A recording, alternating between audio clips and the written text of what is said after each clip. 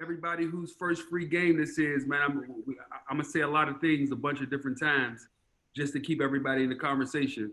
But the topic of what we're doing is, man, collectively, I've been in this business for 15 years and had the privilege of working with so many great people that's helped get us to this point. We got a lot of different people in it. You'll hear me talking to. You got Frank, you got Jim, you got Cav from our team and Christy from our team, Dave. There's tons of people here, and the whole thing that we're gonna do today is just push out game and try to give y'all information that wasn't true for us. We had to learn by making mistakes. And my way of paying forward is by helping others not make the same mistake and just helping people grow and learn without bumping their head as hard as I had to bump mine. Somebody just asked for the Court Purple release. Man, we ain't doing no sneaker releases over here though. Giving out games, you can get it for free, but we ain't got no Court Purple. Jordan, man, I'm not Nike Talk. Like, yo, come on, man. This is about getting better. I know copping is what we do, but yo, tonight we're gonna put that on the side for a second. Somebody just said open in Naples, Florida. That don't sound like a bad idea. Yo, who else we got up here? JJ, what's good with you, man? You've been quiet.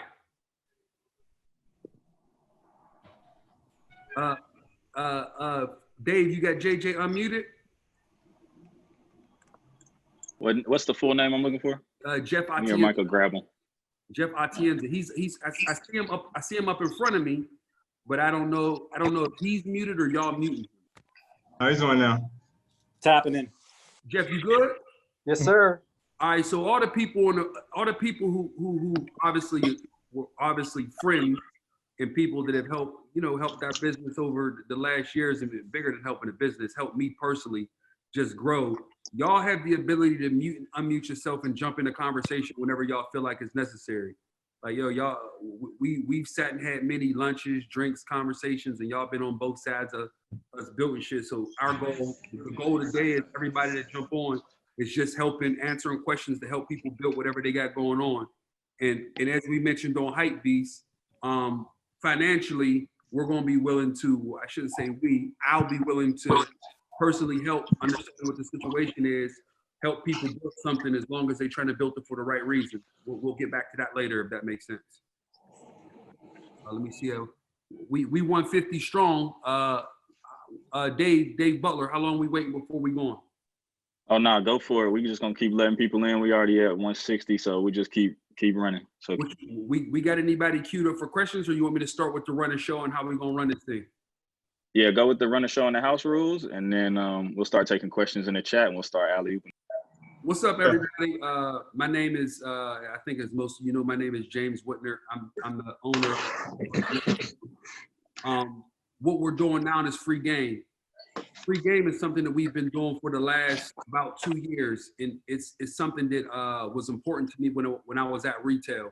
When I worked at retail, I think that the Bible, what I always got, being connected to the communities we were in and being tight with the people who came in and supported us, it was always more than just selling them things. It was always about giving them back the information that I was learning, and them in turn getting information and coming in and passing it to me. And I think as I've evolved in 15 years, I've been able to grow my network of people, and those people have helped me be able to grow and move forward. Tonight, what my goal is to do is take this platform and make it digital based on everything that's happening in all of our lives right now. Normally, we do free game at all of our Be Social locations.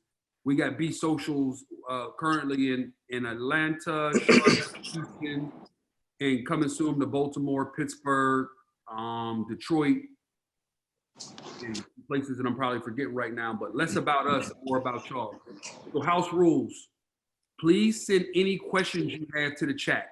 If you're in Zoom right now and you're a participant, you got questions, start firing them into Zoom right now. If you put the questions in the chat, our team on the backside, Dave, is going to unmute your mic. When he unmutes your mic, feel free to start talking and ask your question. But first, say who you are, where you're from, and then get into your questions. Dave Patterson. Yeah, I think you covered everything. So with that, I'll go ahead and kick it off, James. Go for it. Obviously, we're all social distancing and we're respecting everyone's health and we're staying apart.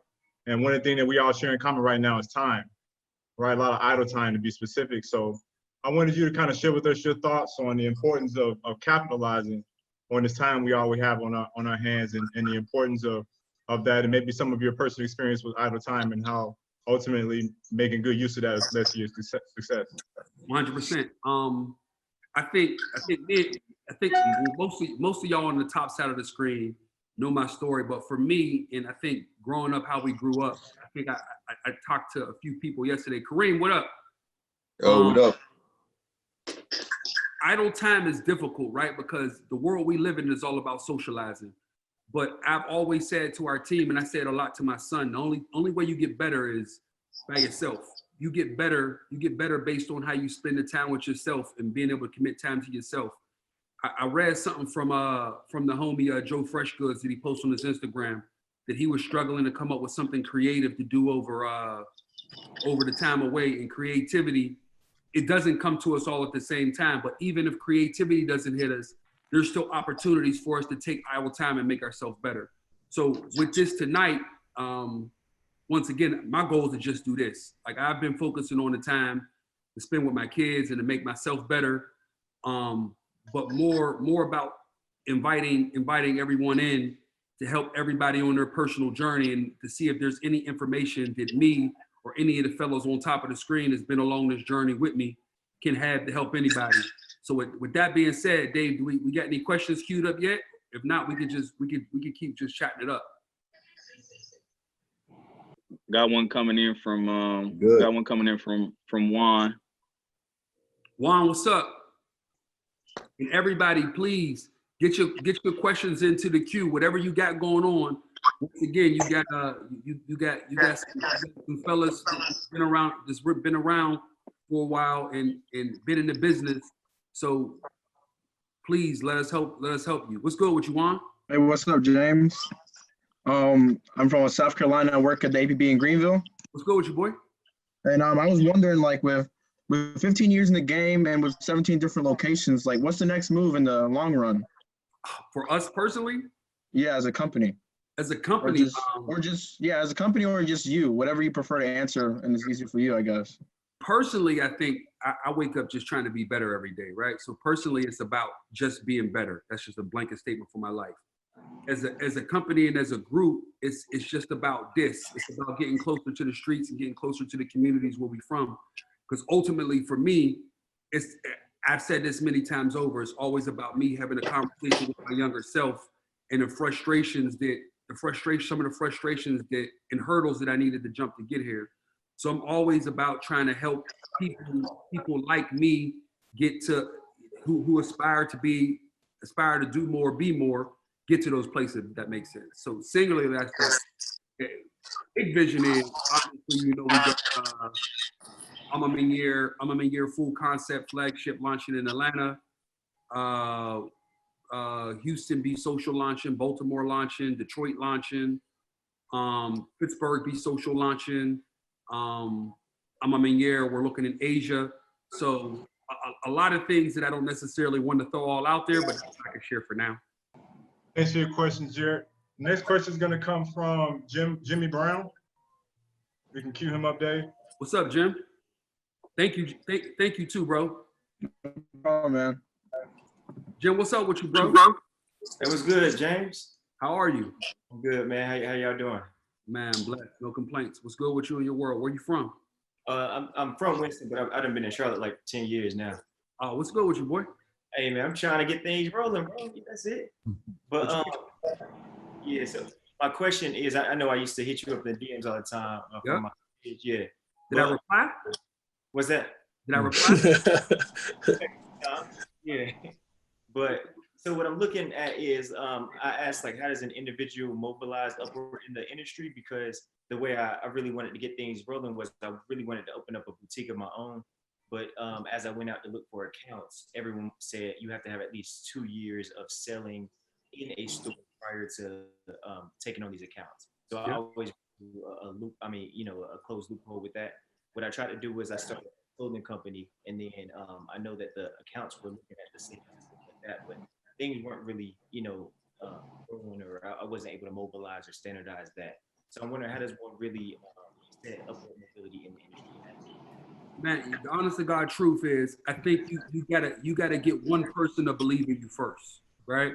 Because everybody, nobody wants to be the first person to go in. Like I remember those days, and matter of fact, Joe's here from Paris, and even to this day, we still go through this today.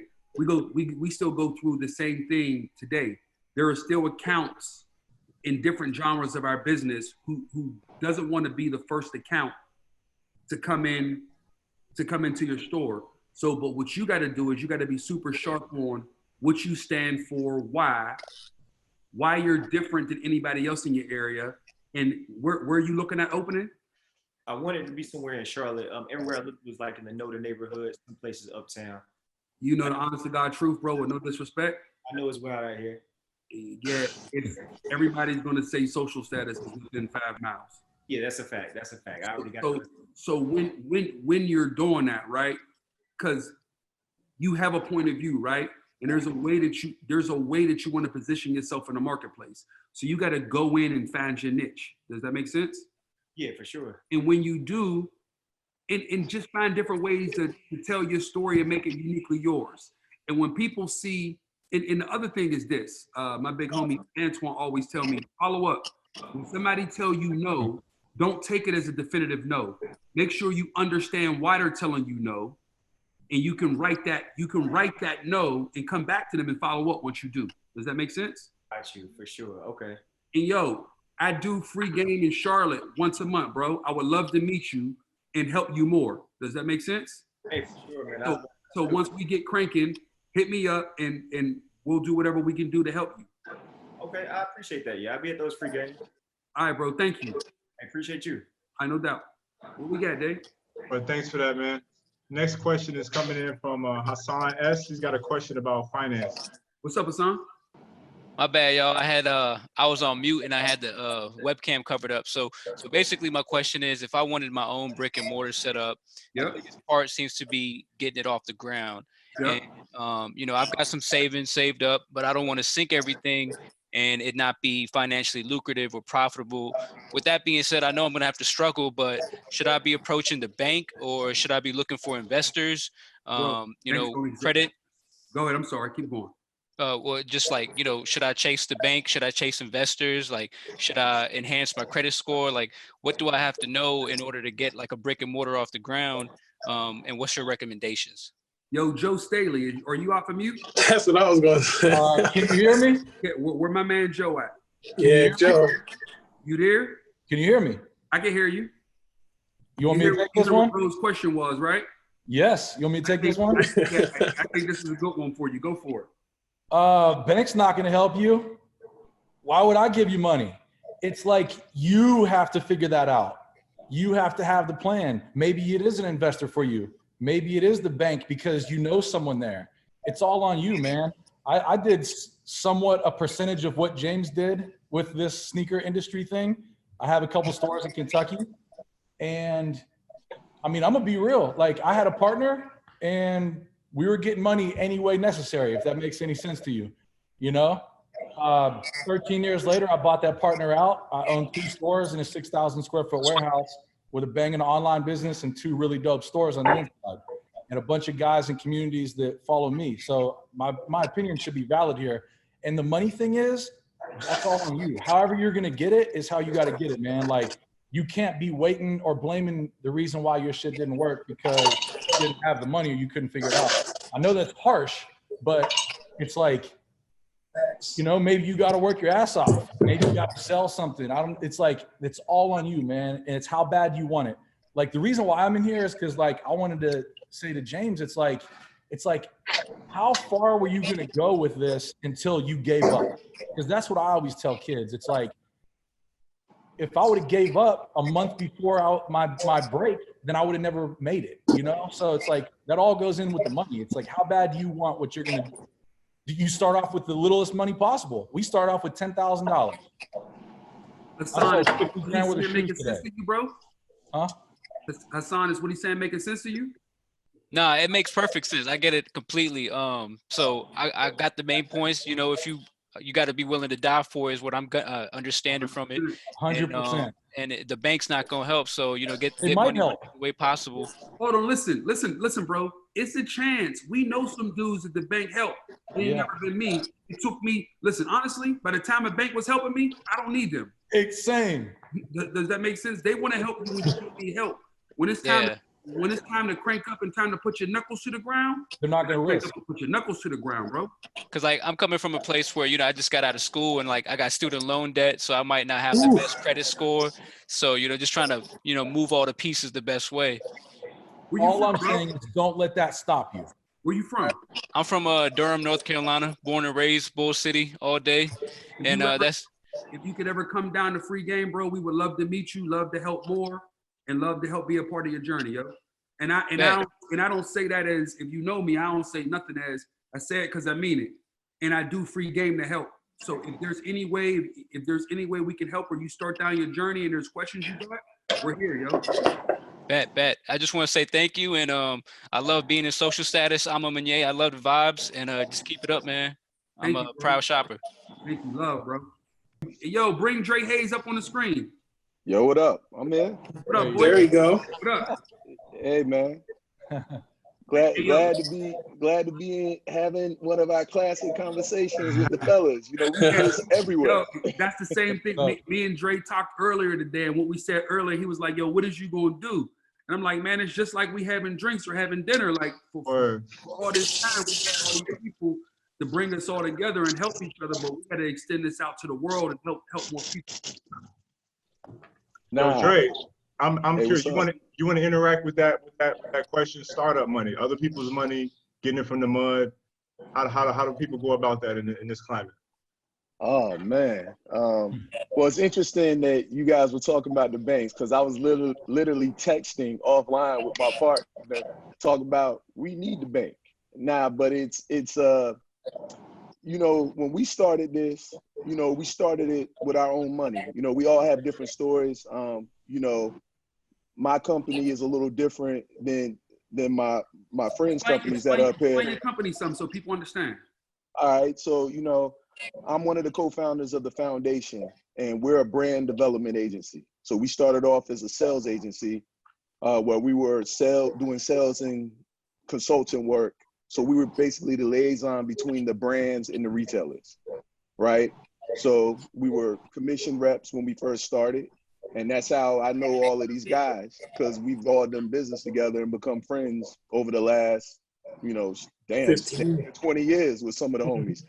But when we first started, you know, we funded our agency ourselves, much like, you know, the guys are talking. You know, we went in there, we used our savings. And, you know, in our business, we have our own set of challenges that's different in retail. When you're a commission sales rep, you're selling future deliveries. So we're selling, you know, 6 months out, meaning we're not getting paid until that product ships 6 months Hold on, later. Dre. I just got an idea. Yo, Dave, who's the dude from 2 questions ago that said he's trying to open a boutique in Charlotte? Hassan. No, was that Hassan or was that the kid before him? Something with a J. Jim? Yo, let's make sure we bring him back in and connect him to the foundation. Jimmy Brown. All right. Like, these is the dudes who had to give me that game 15 years ago. 1000%.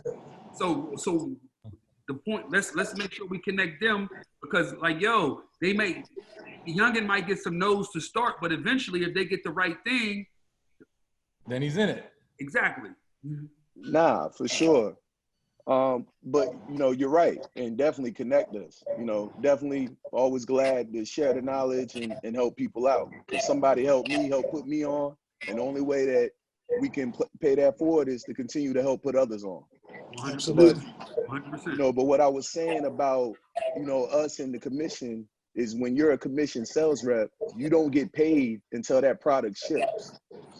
And in most situations, there's two different kinds of sales situations. There's a pay on ship, meaning you get paid when the goods ship. So let's say the product ships between the 1st and the 30th of the month, you'll get paid around the 15th or the end of the following month, whatever that total amount of product that was invoiced. And then there's the more common thing you see in the industry. It's called pay on collect, meaning the rep doesn't get paid until the retailer pays their bill. So the product ships. A lot of these retailers may have terms where they might have net 30 or they might have net 60. Some retailers pay up front with their credit card, but then you don't get paid until that retailer pays. So, you know, being a commissioned sales rep or owning a sales agency comes with its own set of challenges, because you have to have the funds to be able to finance your business when you're not collecting any money. So that, you know, one of the toughest things of any business, and I know all of my partners can tell you, is managing cash flow. No matter what business you're in, that is the killer of all killers right there. And that's what everybody has the hustle and struggle with and play the game with, is managing cash flow. 100%. And if you start looking at what's happening today with this pandemic, most of the companies that's having problems right now had a weak balance sheet, and they don't have the cash to be closed 4 or 5 times. I see somebody popping up. Yo, Dave, you got somebody who got a question for us? I don't want to make sure we're going without getting people in. Yeah, for sure. Yeah. Let's go to Asmara Holmes. She's got a question about women in streetwear. Let's go. Hey, Mara. Can you guys hear me? Yes, I can hear you. Hi, how are you? How are you? I'm from Silver Spring, Maryland, so right outside of DC. Okay. And my question is, all of you guys, what are your views on women's lack of representation in streetwear when they had such a big emphasis in street culture in the beginning? So we have like Marianne Fusco, who doesn't get really talked about a lot. We have Beth Gibbs, who people rarely hear her names. What are your guys' views on the lack of representation of women, and what you guys think needs to be done to make sure that representation changes?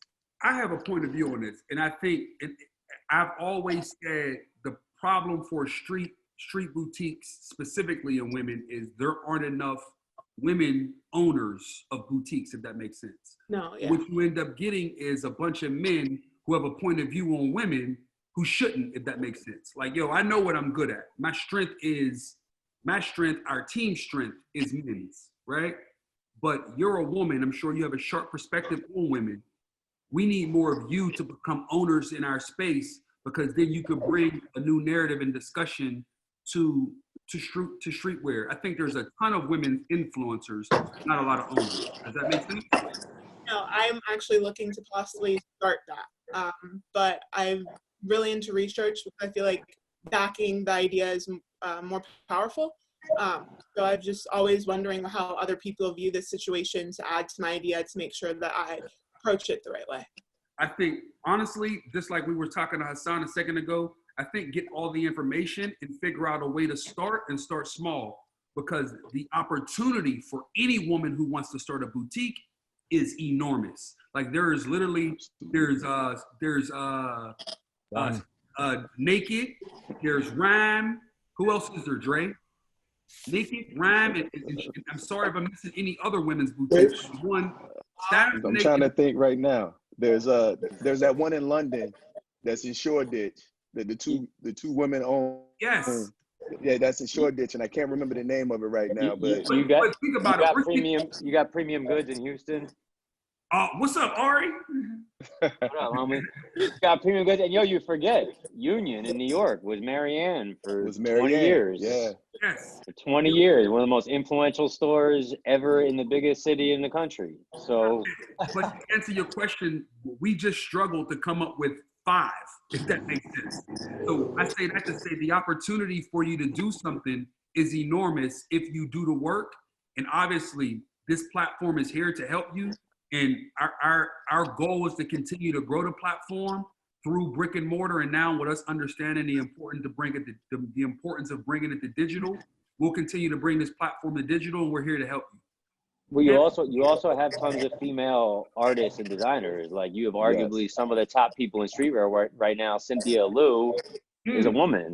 You know, she is arguably one of the most dominant, iconic styles in streetwear today. Right? You got Melody Ashani. Yep. You got whatever Layla's doing. I mean, you got people showing a female perspective that are creeping into men's apparel, that are having a strong voice right now from the female perspective, not strictly driven towards the female audience. Let me ask you a question specifically. Do you think women are interested in, and this is all women. This is all women who are watching. Do you think women are interested in unisex or women's only apparel and sneakers? Like, what's your thought process? What's your thought process on that? I feel that that's a little bit difficult because you see Married to Mob, when they tried selling their own thing, it didn't work that well because women wanted to still be around like the men. They still wanted to be in that culture. But sometimes just shrinking it and making it pink and adding some floral to it and saying it's a women's streetwear line doesn't allow women to feel connected to the culture overall. So I personally lean more towards unisex because I still feel like it allows women to still wear what they want and use it out and style it the way that they want to make it more feminine. It's not forcing them to have to wear something. It's still allowing that culture to come through and allowing them to still feel represented and not just like, okay, well, here's your little portion you're gonna wear and you be okay with that. 100%. Well, thank you very much for coming in. And where you said you're in Maryland, outside of DC. Yeah. We'll have DMV. We'll have Be Social coming to Baltimore soon, and we'll be doing hand wash cold vents at Alma Mengier. So feel free to stop in if you can. If not, just check us out again once we go digital. No, yeah, I'm gonna need a great store. The store's dope. So. Thank you. What we got, Dave? Thank you for that, Asmar. We're getting a lot of comments and concerns and questions about you guys' feedback as far as COVID and how it's affecting day-to-day business and kind of like the impact, obviously the elephant in the room. We should touch on some point, but how is that impacting you guys' respective roles and processes out here in the streets? Honestly, listen, when it comes to me and grind, and this is me personally, right? And I'm speaking for myself, and everybody speak different. I just spoke to Jeff Staple from Business and Hype yesterday, and as I look back on the things I said, I was a little harsh, but I come from a place that's just struggle all the time. I come from nothing, so I'm still conditioned to focus that way. Like I don't let where we are at any time. I don't let where we are and what's happening to us and with us change how I approach the business. So at all times for me, it's knuckle to cement. So right now things are a little tough. So that means I just buckle up and go for the ride. Like, listen, obviously lives are being lost, and that's more important than anything. People don't have homes. That's more important. Business is going to make it or not. But to me, the human toll is more meaningful, and people don't get, people couldn't eat before this. I'm trying to not cuss. People couldn't eat before this. People didn't have places to stay before this. So, retail will survive or not. Honestly, I don't give that many fucks about it. I know we're going to be good, but I want people in general to be better, if that makes sense. Our culture is resilient, so we're going to survive through everything, if that makes sense. Our culture is not going anywhere. So I think we got to use the opportunity of COVID-19 and just restructure help each other more, so we just come out of this stronger as a culture. Does that make sense to everybody? Yep. And Dave, if you need to let somebody in who got questions, feel free, let somebody in. If somebody has an interesting question, let somebody in so we can engage with them and talk to them. We're gonna go next to Kareem Day. Hey, how's it going, man? What's up, bro? I see you rocking that bison. All day, man, all day. 100. Hey, this is beautiful, man. I had a question. My question was for you, if you could just share some game on how important it is for brands or businesses to be logistically sound, like on the back end of their business. Oh God, Ari. So when we start talking about back end, that's the best part about having some of my friends here who I've been in this business with for 15 years, and we talk back and forth about different things. And when we start talking about logistics, Ari, Dre, Joe, retail? Are you speaking to retail logistics or wholesale logistics or a combination of both? A combination of both. Ari and Dre, I'm gonna let y'all go first on wholesale logistics. All right. Well, I can chime in on this one. And I've known James for many years. In every conversation we always have, my mentality is always build it and they will come. Mm-hmm. So we've always been very focused on making sure that we had a sound logistical infrastructure. From when we were just sales agents to the point where we are now, where we actually own, license, and distribute brands. The first thing that we did is we went and built a proper back end and really something that can scale. So because one of the things that I see hurt so many companies is people not focusing on making sure that they have a sound infrastructure. And a lot of times it's not even due to finance, it's due to a lack of focus. Obviously finance can play a part in it, it can help you build it, but you got to start working with what you have. And sometimes people do not focus on that part of their business. And when you look at successful businesses, almost 100% of the time, they have a sound infrastructure. And they've gotten there along the journey, because sometimes people didn't have it at the beginning, but they figured it out, and that's what makes them strong. So it's very important to have it, man. You got to invest the time, the energy, do the research, and make sure that you're sound, because the businesses that are surviving now, a lot of them have the sound infrastructure. Now, granted, we're in a situation now nobody could have foresee happening, and even some of these sound infrastructures, once business stops, like businesses aren't meant to be shut down for 1 week, 2 week, 3 week, forget 2 months. Like, that's why you see so much chaos right now, because most businesses goes back to managing cash flow, running your infrastructure. I mean, essentially you got businesses that are stopped, and it's dangerous out here. And when you I think oh, go ahead, James. Go ahead. Well, what I was I think like the go ahead, Ari. Go ahead. I think the last 3 questions all tie together, right? Like the banking question, the COVID question, infrastructure question. Like at the end of like all the chaos, there'll be massive opportunity, right? It's unfortunate to say that, but that's the reality of chaos, right? Brands that we all perceive as very strong are not going to survive this. Brands that we all perceive as very strong, people on this call know they've already gotten rid of 75% of their staff because they can't get through this.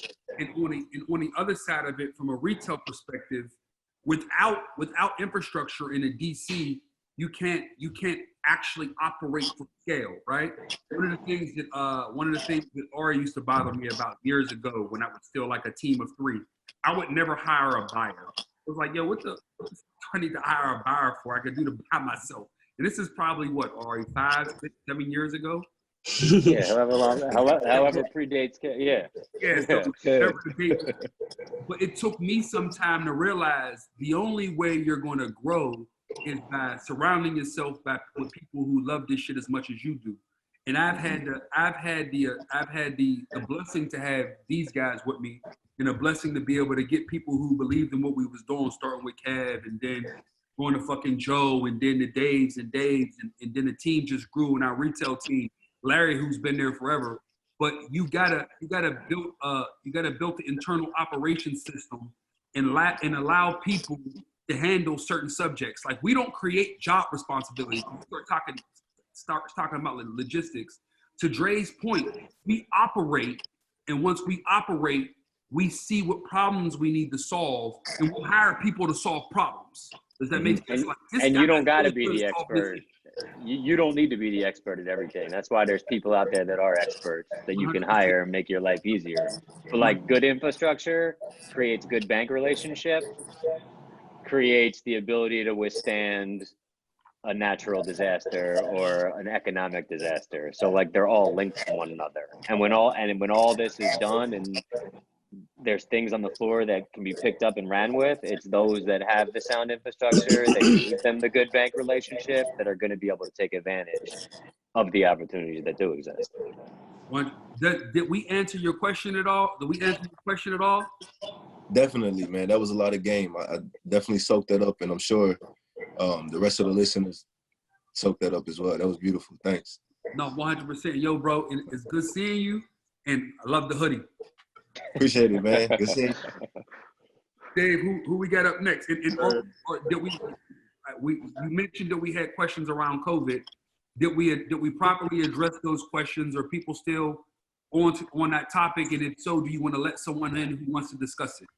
Yeah, I think we kind of touched on what I think everybody's general question was. More specifically, I think we can kind of come back and get to some more specific questions regarding people's specific situations, in this climate. One point that you said that was important, I think, for all of us to remember is no one's really operated in this climate before. So we can all find comfort that we're all together in this uncertainty, right? No one's made a decision in this climate before. So no one, no matter your experience or lack thereof, this is unprecedented. So we can all kind of make confident decisions in that space together. Moving on, we got a question from Cameron Hooks. His question's on mentorship. What's up, Cameron? What's going on, bro? I appreciate this.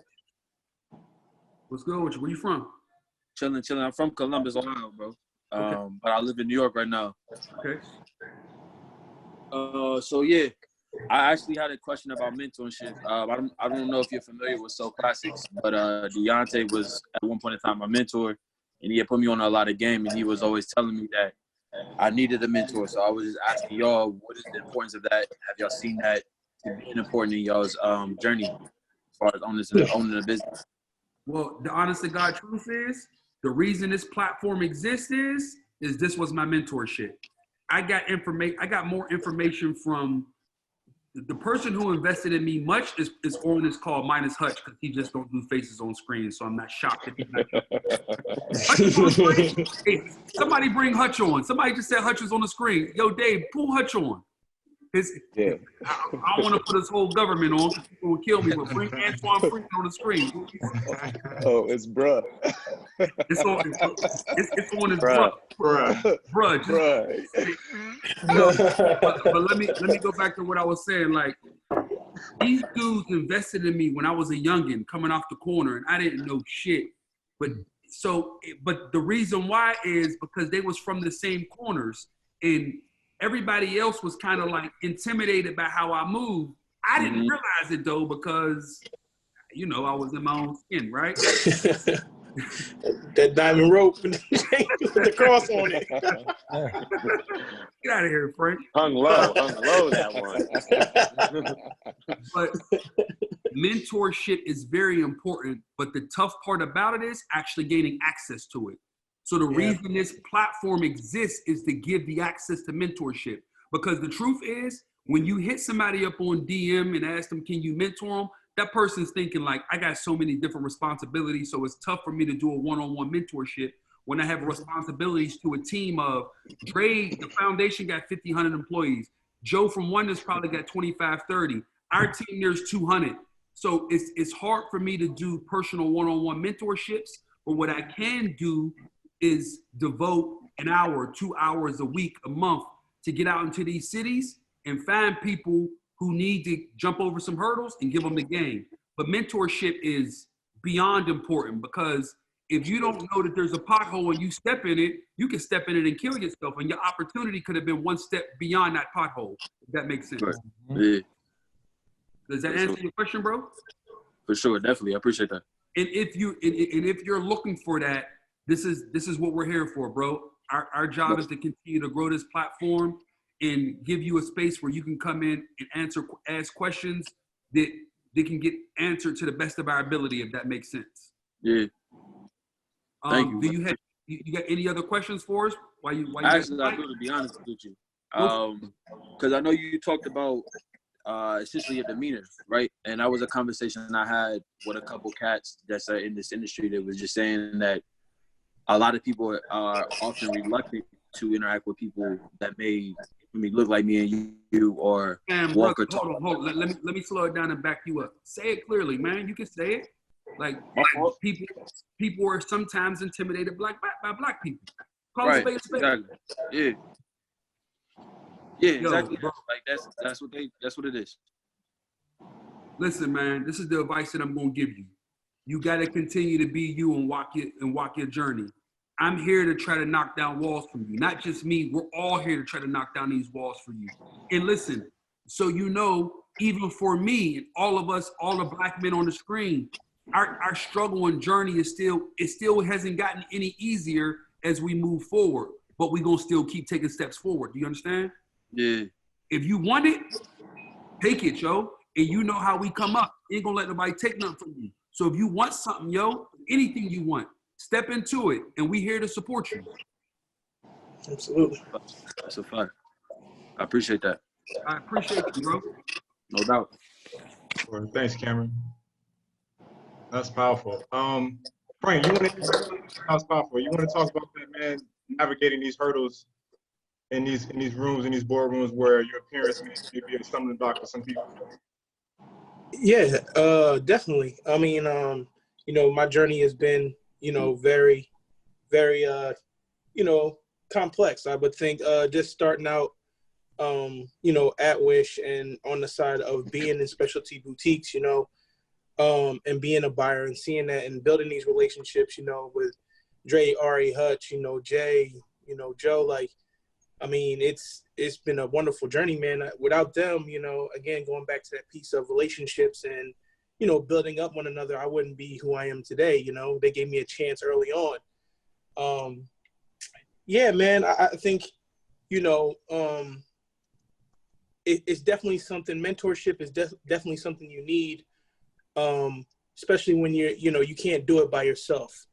You can't, you know, it's a lot of ideas and a lot of things that you think you're doing right, but until you talk to like your mentors and see it from a different view, I mean, it's many times people on this call have chewed me out or saying like, yo, you bugging, but you know, that helped me for later on, you know what I'm saying? And so, yeah, that navigation and kind of learning and bouncing ideas off each other, I think what's helped me is seeing other people's perspective on situations, you know, and it definitely takes a team. It definitely takes a village. And I'm just really thankful for a lot of people on the call, JJ Atienza, and, you know, a lot of other people who's helped me kind of navigate through that. Talk about who JJ is, because he's been hiding there, and JJ was a big part of the journey with Jordan. Oh yeah, absolutely. And that team that came together when there was that inevitable run of well, we knew what would happen when it came together, but right. maybe bring JJ in to talk about some of that because he was JJ definitely help you navigate that corporate setting. JJ, yeah, you in there? Nope. Let me see. Maybe he'll pop in. Well, JJ was a product line manager, you know, for Energy Group, and I mean, his role is so important to, you know, the whole team. You know, besides, you know, design and, you know, directors, you know, Jimo Wong, you know, but I mean, just to have the vision and storytelling. Oh, you know, somebody got to unmute JJ's there. Somebody got to okay. unmute JJ. Dave, can you unmute Jeff Atienza? He's muted. What's happening, fellas, ladies? Yeah, so I work at Nike. Used to be in Jordan. Lots of great questions. I think the number one thing I wanted to call out is for y'all just to keep that passion with what you've been doing and where you want to get to. You know, I've been in this industry for 20 years, spent 10 years in video games, and the last 10 years at Nike, 7.5, 8 of them in footwear. But I think it all starts with all the guys that are talking this passion and belief in yourself. And I've seen that through everyone that's been successful and made it, is that, yeah, just knowing where you want to get to and sticking with it. I think the question around mentors is great. I think I would just add to that is have multiple mentors, not just one, but two, or three or four, and also from different industries and different walks of life that can give you different perspective. I think that's really important too. Yeah, keep the questions coming. What else did you want to touch on, Frankie? No, I mean, I think that's perfect. I mean, I think Jay was talking more so like about the journey of like how we, you know, got to where we got to, and like kind of just that storytelling. Let me say it more clearly, JJ. Put Frank on the spot a little bit. Man, Frank's crazy ass when he was in that building. How many times did you have to talk him off a ledge because he came from outside of the corporate walls into the corporate walls? How many corners did you have to take him in I time? see Pete shaking his head over there. Stop shaking your head, Pete. But I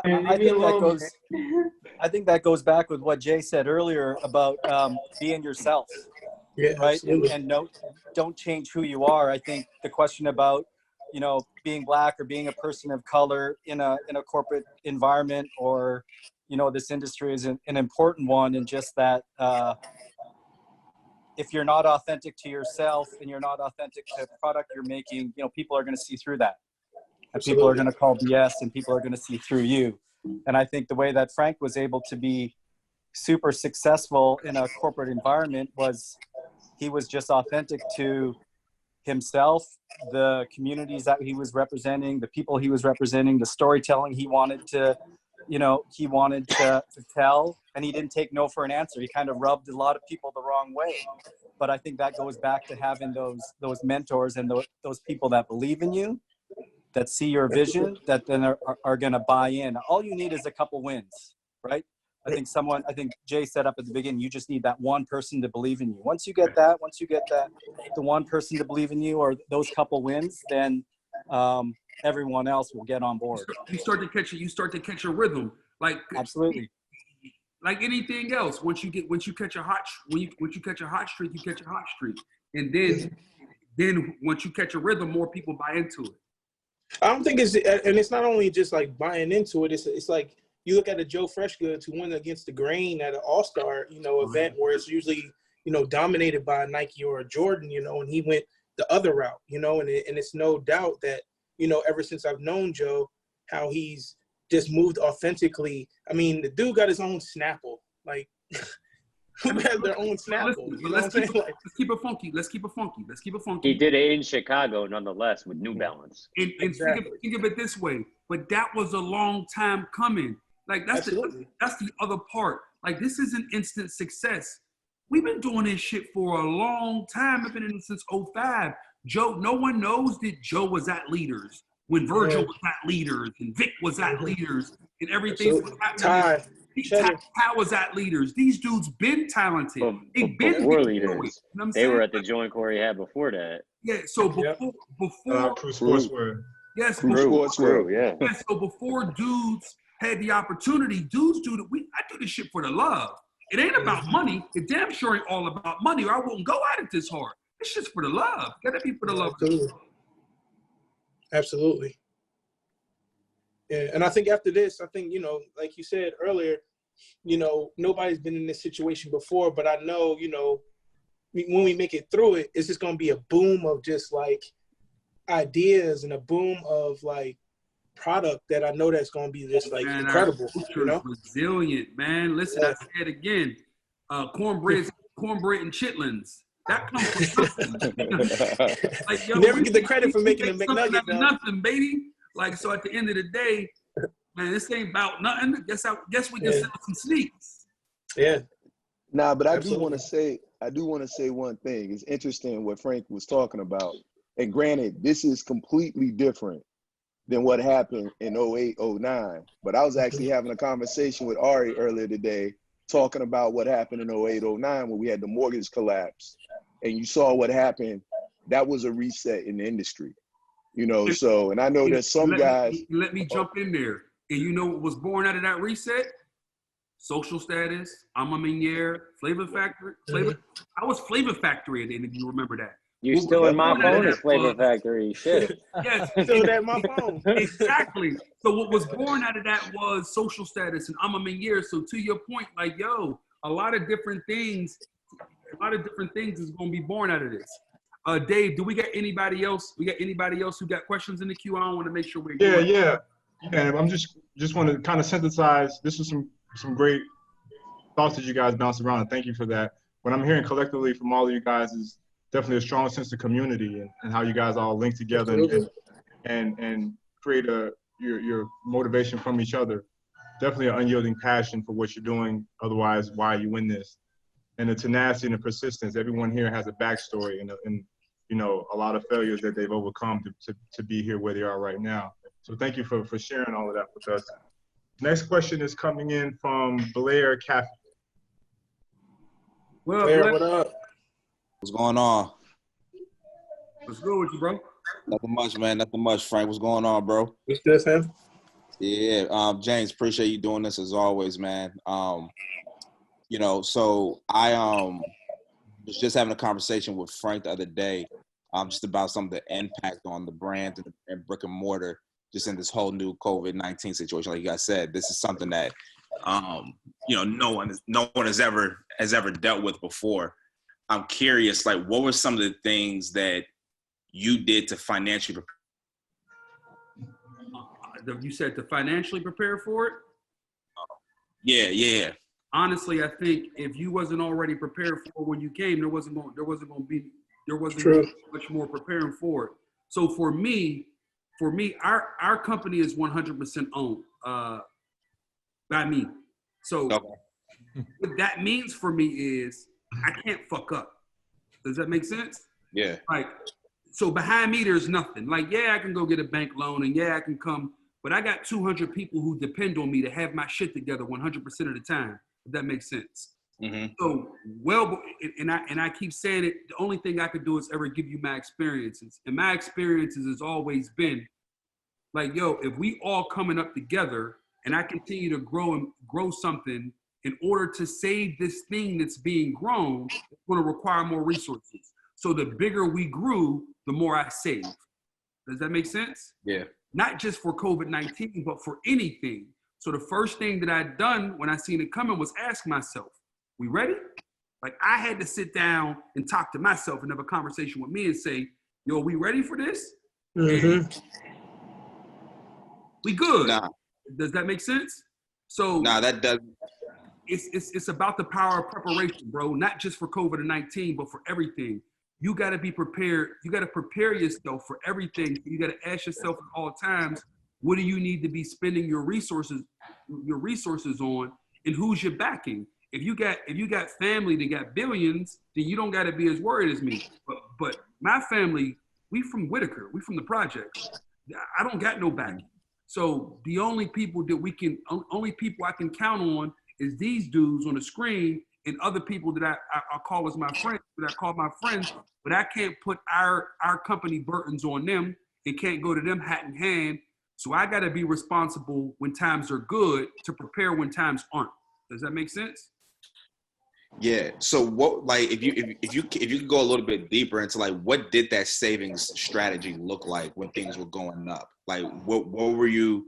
And I know that's going to vary for different companies and different organizations, but I'm just curious on what was your thought process on saying, hey, this is how I'm gauging what should be going out versus what I should be stashing in the back. So for me is save 100% of the time. Like Ari's on the screen, and me and him always laugh about this. It's a personal joke that me and him got with. But I know what you're about to say. and I can't say it because you don't want anyone to take it. Right. But all of my friends are laughing because they know my attitude around saving, right? Your last name. There's things that I'm willing to spend money on, right? But once again, when I jumped off the porch and got into this game, the one thing that I seen Hutch and Dre and Ari and Daniel do at the foundation, because them is the dudes who was there for me most, right? And a lot of Hutch. And if you know Hutch, you know this dude still got the penny he got from 6th grade.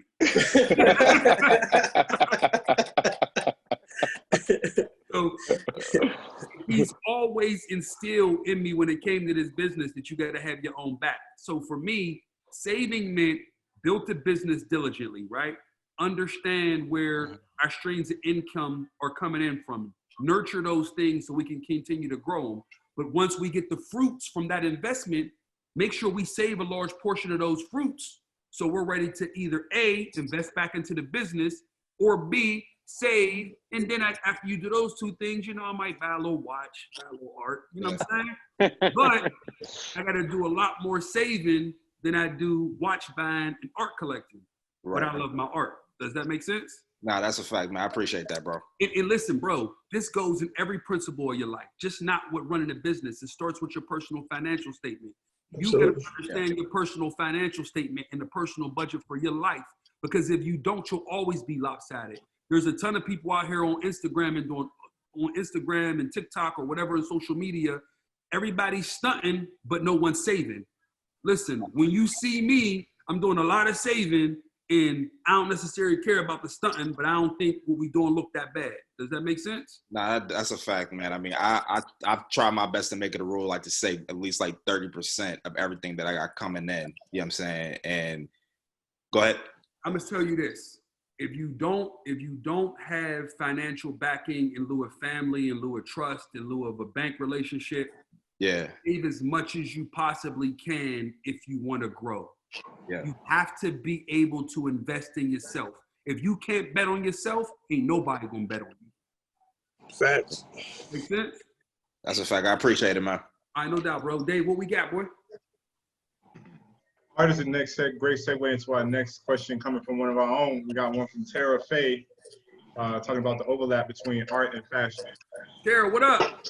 Hi, can you see me? Yeah, I'm about to see you when you hit that video link. Hi. What up? What's good with you? Hanging in there in the house with the kids. Man, listen, same. What you got? So yeah, can you talk about your influence, or rather the influence of art in streetwear, and sort of like what's that become and what are your thoughts on it? I think when you start looking at the influence of art in streetwear and the crossroad between fashion, art, fashion, lifestyle, fashion, and everything, right? Obviously, the biggest example of that is cause, right? Like obviously, there's a million other artists. There's Nina Chanel. There's Hebrew Brantley, but the cause is the best example of what's happening, of the connection between art and streetwear. I think watching his meteoric rise and is example of the power of our culture, because the same guys who used to collect sneakers at 19 are now 30 and 40 years old, and our interest hasn't changed from sneakers, but we've gotten more sophisticated as we've done better in life, and we want to collect things that we value that also appreciate.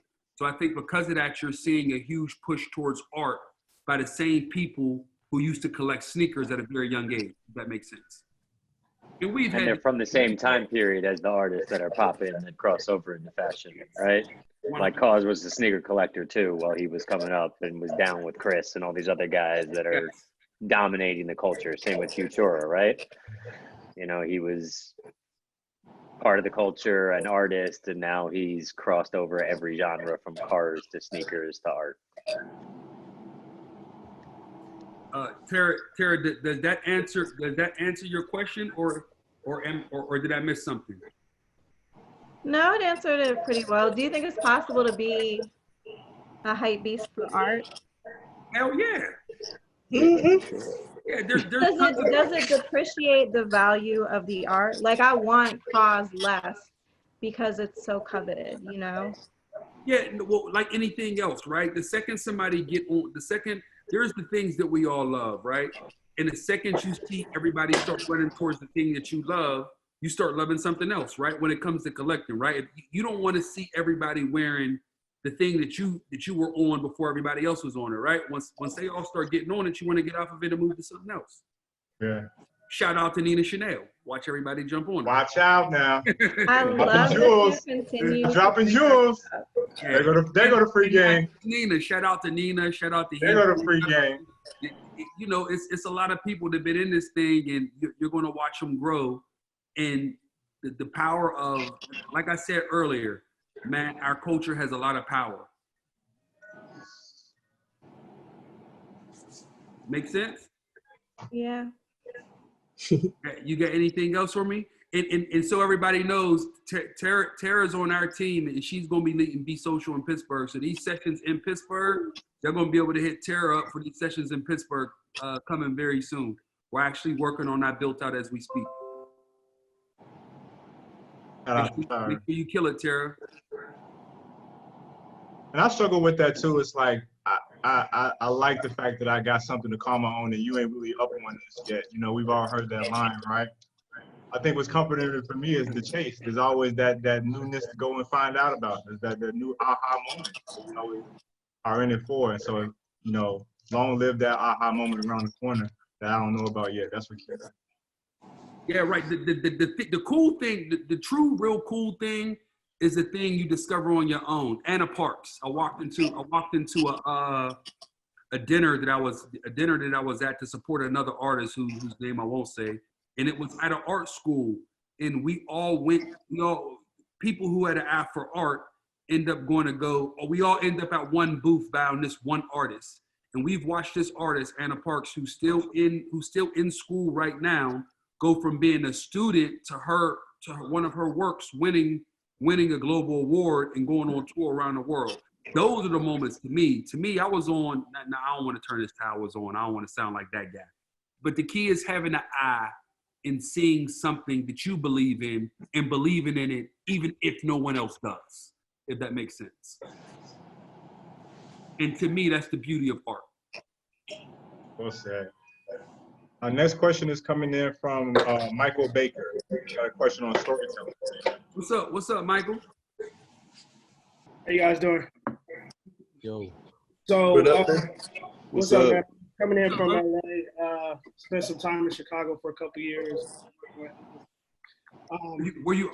I'm sorry, Mike. I was trying to get one of the stories up. You said you from Chicago, spent some time in Chicago. I'm from LA, lived in Chicago for a little bit. I worked with Limitless for a couple years, and then came back home.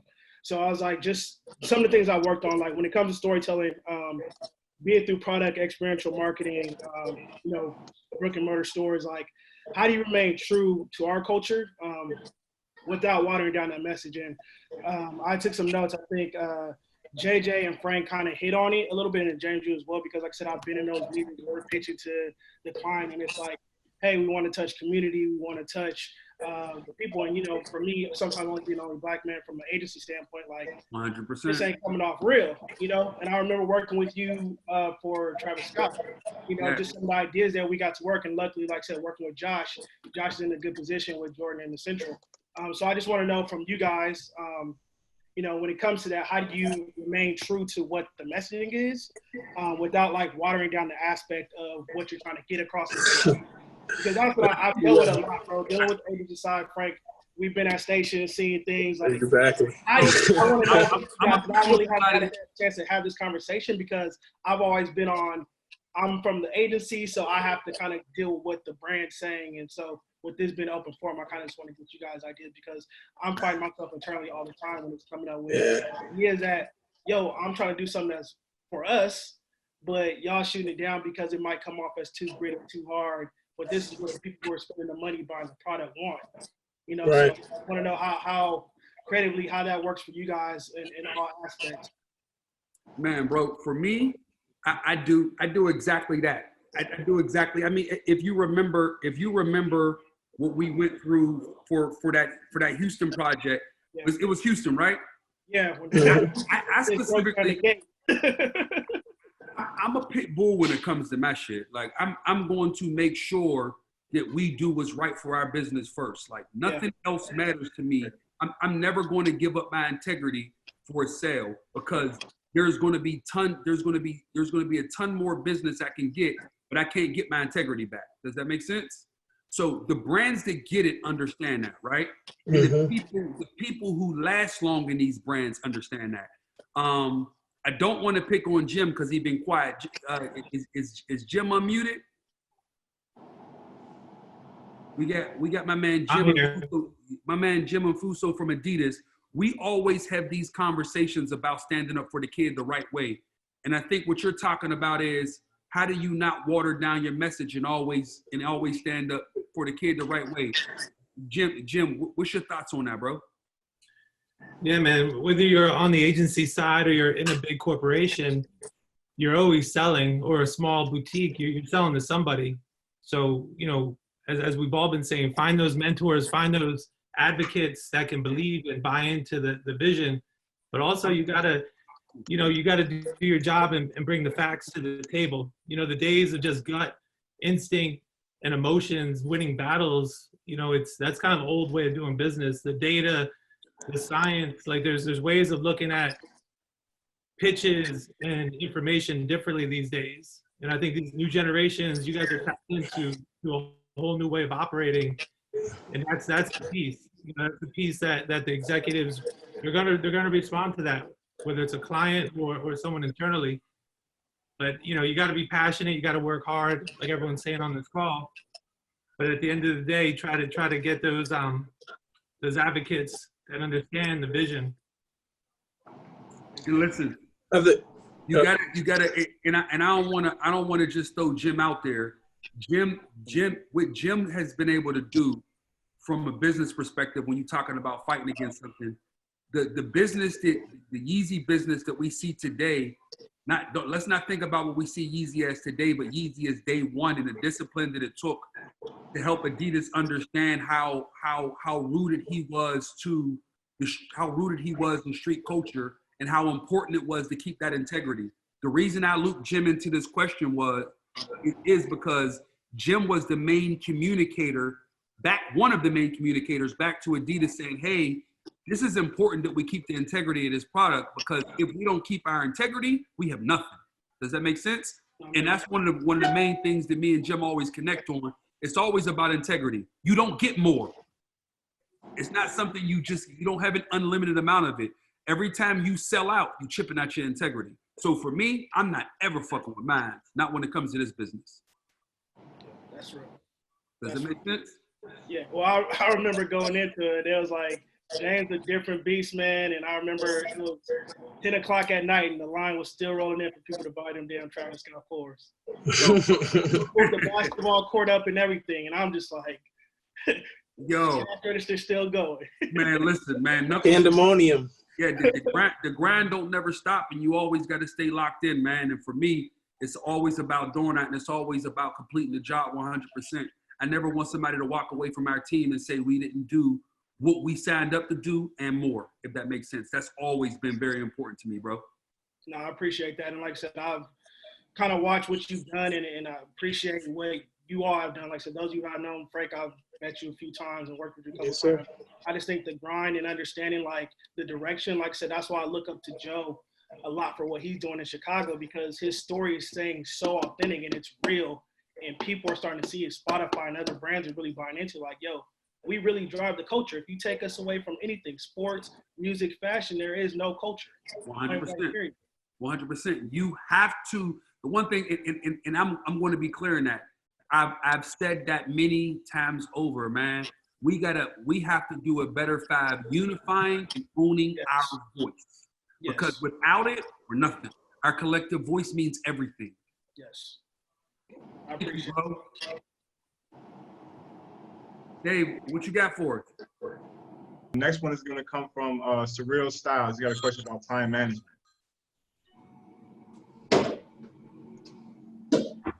How you doing, bro? Man, I'm doing well. How about yourself? Oh man, I'm blessed. From Tampa, Florida, owner of a company in Debonair District. Dave has supported us for a long time, so I give a shout out to Dave for real. One of the guys who came to a lot of the events, that were in the industry when a lot of other guys weren't coming out.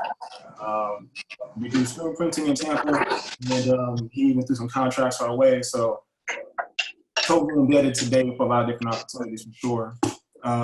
The question definitely is into time management and various projects. I know one thing for us is we'll have a retail function, and then we're focusing on that and branding and storylines and things of that nature. But then we also screen print ourselves in-house, and that has its own host of clientele and how we market that whole business. So I know you have a bunch of different projects, obviously, right? So how do you balance your time in between your different projects, and then what tools do you use to help you? Tools, shout out to my team. Yeah. My hard drive is over here to my left. My external hard drive is over to my left.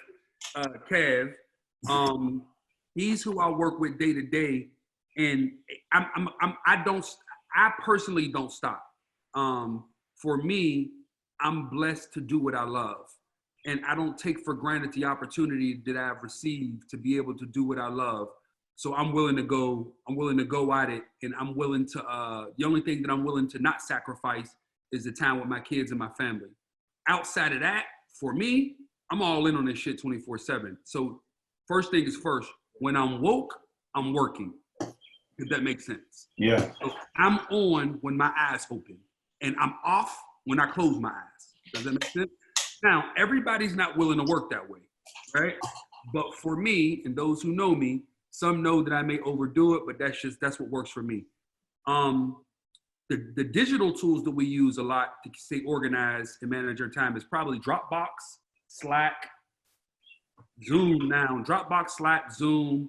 We do a lot of Google meetings, and that's in a lot of planes. Besides that, it's really just taking the time to keep yourself personally organized. Every morning I write a to-do list. And on that to-do list, I put all the topics that are relevant to my life at that point. So I start off with 20 topics that are important for that day. And because I do this every day, I keep a notebook. I could go back to what I didn't do the day before, carry it over to the new day, if that makes sense. Yep. And with every new day, new things jump on my list, right? And I'm constantly prioritizing the things on my list. And then in the evening, the one thing I create is a follow-up list. Everybody I need to follow up with, dig into, or cut into based on things that I need to execute, because I'm a sound believer that I'm an architect of my own existence, right? I need to create my future. I've been blessed to have people around me who love me and believe in me, but if I don't push to create my future, no one else will. Does that make sense? Definitely. So for me, it's about personal organization, right? It's about having a great relationship with my team. And I mentioned Cav first because he was an important person for me to work with, because he was able to be close to me personally, but able to take the critique and work, but also be willing to work as hard as I do and love this shit as much as I do. So it's about surrounding yourself. And I'm saying with him because that was when we started to grow, that was one of the first key people that jumped on our team. But after that, with Joe and Dave, and I could go name 200 people, the shout out that I want to give to my team is they all buy in. And when they don't, they know what it is. If you don't buy in, you're usually gonna get kicked out. Does that make sense? 100%. Yeah, 100% for sure. Does that thoroughly answer your question, or was I just rambling? Nah, it definitely helped put it in perspective, because funny enough, I'm definitely with the notebook too, and constantly adding to it, and it's just crossing off that list. Sometimes you don't know the new area you're going into sometimes, and I think that can be where it can be a little bit difficult. So if I were to add to that, I would just say, when you start to jump into new areas, how did you just surround yourself with those people that in the area that you wanted to go into? Was it just $1,000 just reading different books? You know what I mean? How do you I guess navigate into new territory effectively? Keep this in mind, bro. Sometimes you may be the new territory. Yeah. Does that make sense? Mm-hmm. So there's no one there to pull you in. There may be people who believe in your thought process, right? But you always got to have self-confidence to believe that you're going down the right path, and have people around you that can be thought partners with you to go down the road and at least be able to go back and forth, to throw darts at your idea, to poke holes in it, to shore it up. Does that make sense? Because sometimes when you're going in white space, a lot of what we're doing, just like COVID-19, this is white space. But I'm comfortable in this white space because I operate in it most of the time. Does that make sense? Like, one thing about me in life, I'm not looking for validation. I said the comment in an interview yesterday, I fuck with everybody, but I don't fuck with nobody. What I say when I don't fuck with nobody, you know what that means? I have to have confidence in myself to know I can move forward if no one else is around me. Does that make sense? Yep, definitely.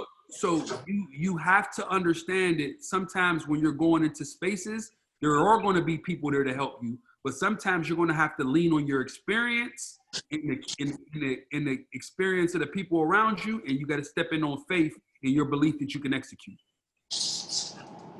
Most definitely. I'm with that. I'm with that. Does that make sense? That definitely does. I thank you for answering that for me. All right, man. Thank you for joining, bro. And once again, thank you for the support. And Dave, I like how he gave you that cheap plug, man. We love you a little more now. There you go. There's something to be said about rendering a good service, man. It speaks for itself. I like that follow-up. That was good right there, man. So with that being said, we can go on to Kenyatta. He has a question about building an experience with the customers. Go for it. His name was Kenyatta? Her name, yeah. Her name, sorry. Oh, my What up, bad. bro? What's up, G? How's it going? Man, bless.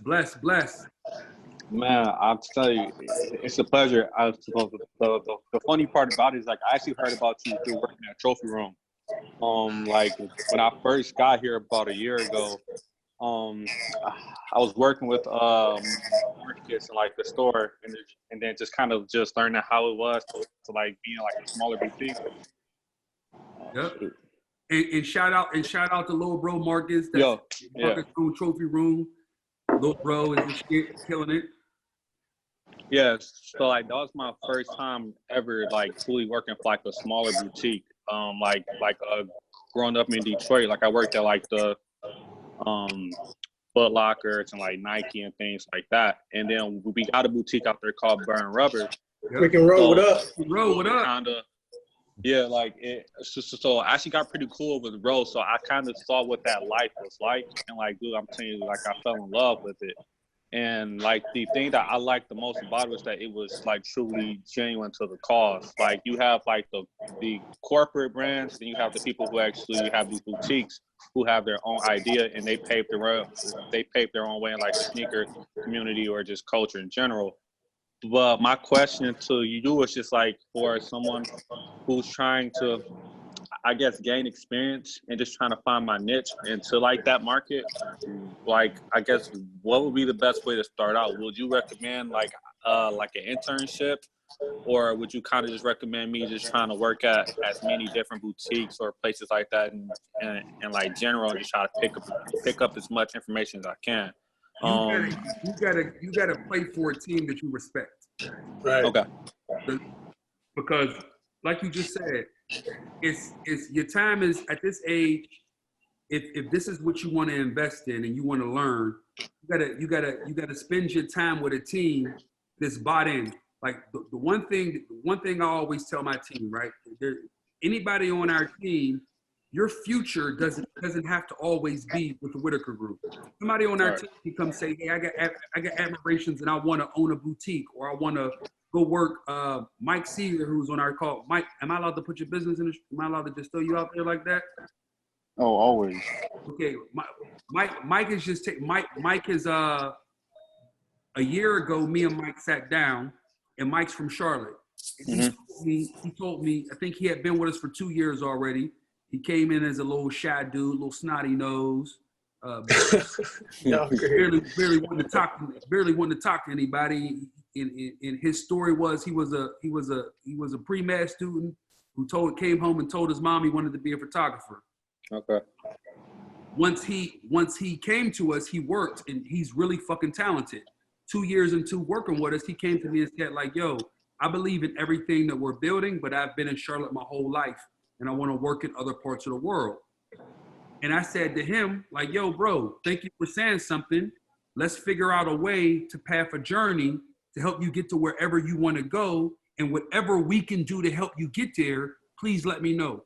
So for the last year, Mike worked on building projects for us, and also leveraging that to build his reputation in the industry to be able to take his next step. And because we had the level of communication, and because we had a high level of communication, I respected how it was moving. A year later, he lands a job with Hasnab, and he starts in a month, if that makes sense. Oh, He's going to get a chance to be able to travel around the world and do what he wants, but he's not the only one. Mikey's on the call somewhere. Shout out to Mikey. Nate's on the call somewhere. Mikey. Like, yo, these is all the homies that came from our team and went out to do crazy things in the world. And the beautiful part about that is now we got people from our team around the world. So when we need something, they hit us up and we hit them up. But when they see an opportunity for us, they hit us up, if that makes sense. So I say all that to say, for you, you got to join a team that's going to help you grow to become who you want to become, if that makes sense. Yeah, now just to elaborate on that a little bit more.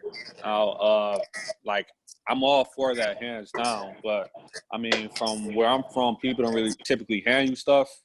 And if you can't necessarily find anybody that's, you know, down to help you out, at that point, you got to kind of create your own envisionment, right? So if you can't find a team, what would be the steps you would like kind of take to create your own? Create your own. Like the first step to start is start. And here, I give you all the credit in the world because you're spending your free time here. And this is what this, I'm gonna repeat again, this is what this platform is about. This platform is about networking with all the people on the screen. This platform is about, and what we'll figure out how to do is to figure out how to create a chat to get people more closely connected so you can use the people who are attending. We can use this as a social circle to help network with different people in the chat to help yourself grow, if that makes sense. Kanye, can you hear me? Yeah, I can hear you, Joe. Go for it. Okay, so hang out with us, help me work. I used some of these kids, but they used me. One of the kids came to me in high school. Now she's the lead designer at Rude. You get what I'm saying? Like she hung out with me when she was in high school. A bunch of kids flunked out. Now they're musicians. Like shit is crazy, man. We can help. It's just like James said, somebody got to group it together and come in here and ask the questions. You know, a lot of us together can go a far way for anybody that needs some advice, you know? And bro, and the other thing is you're right. Normally people don't want to help people. And normally there isn't people who are willing to go out on faith. But once again, this free game platform exists for just that. Free game, free advice, free vibes. So obviously the pandemic forced us to have to take this global because usually I'm a guy who loves to show up brick and mortar. So if we can't get to you, please continue to come here and invest your time, and we're willing to help. Does that make sense? Yeah, I bet. Yeah. So as you start your journey and go on your journey, we're willing to help you answer questions and share our experiences to help you grow. Oh, I definitely appreciate it. Well, James, let me chime in real quick. You know, I just wanted to add, you know, when you were talking about the people on your team that have gone on to do things, that's the same way we've been at the foundation. You know, we've had a ton of team members that started off as interns that are now brand owners, musicians. They own their own agencies. I mean, and you know, we've always had a track record of building our team within. And, you know, and we're all about entrepreneurship and growth, whatever path people are on. You know, I always look at things, I always say you have soldiers, you have lieutenants, and you have generals, right? In every organization. And, you know, and if you have the soldiers, they want to work and they want to be a part of that team. But it may not be management. They just want to be, a lot of time, they just want to be the best team member. Then you have lieutenants, you know, people that want some responsibility. Maybe they want some management, but they don't want to control everything, but they want more, right?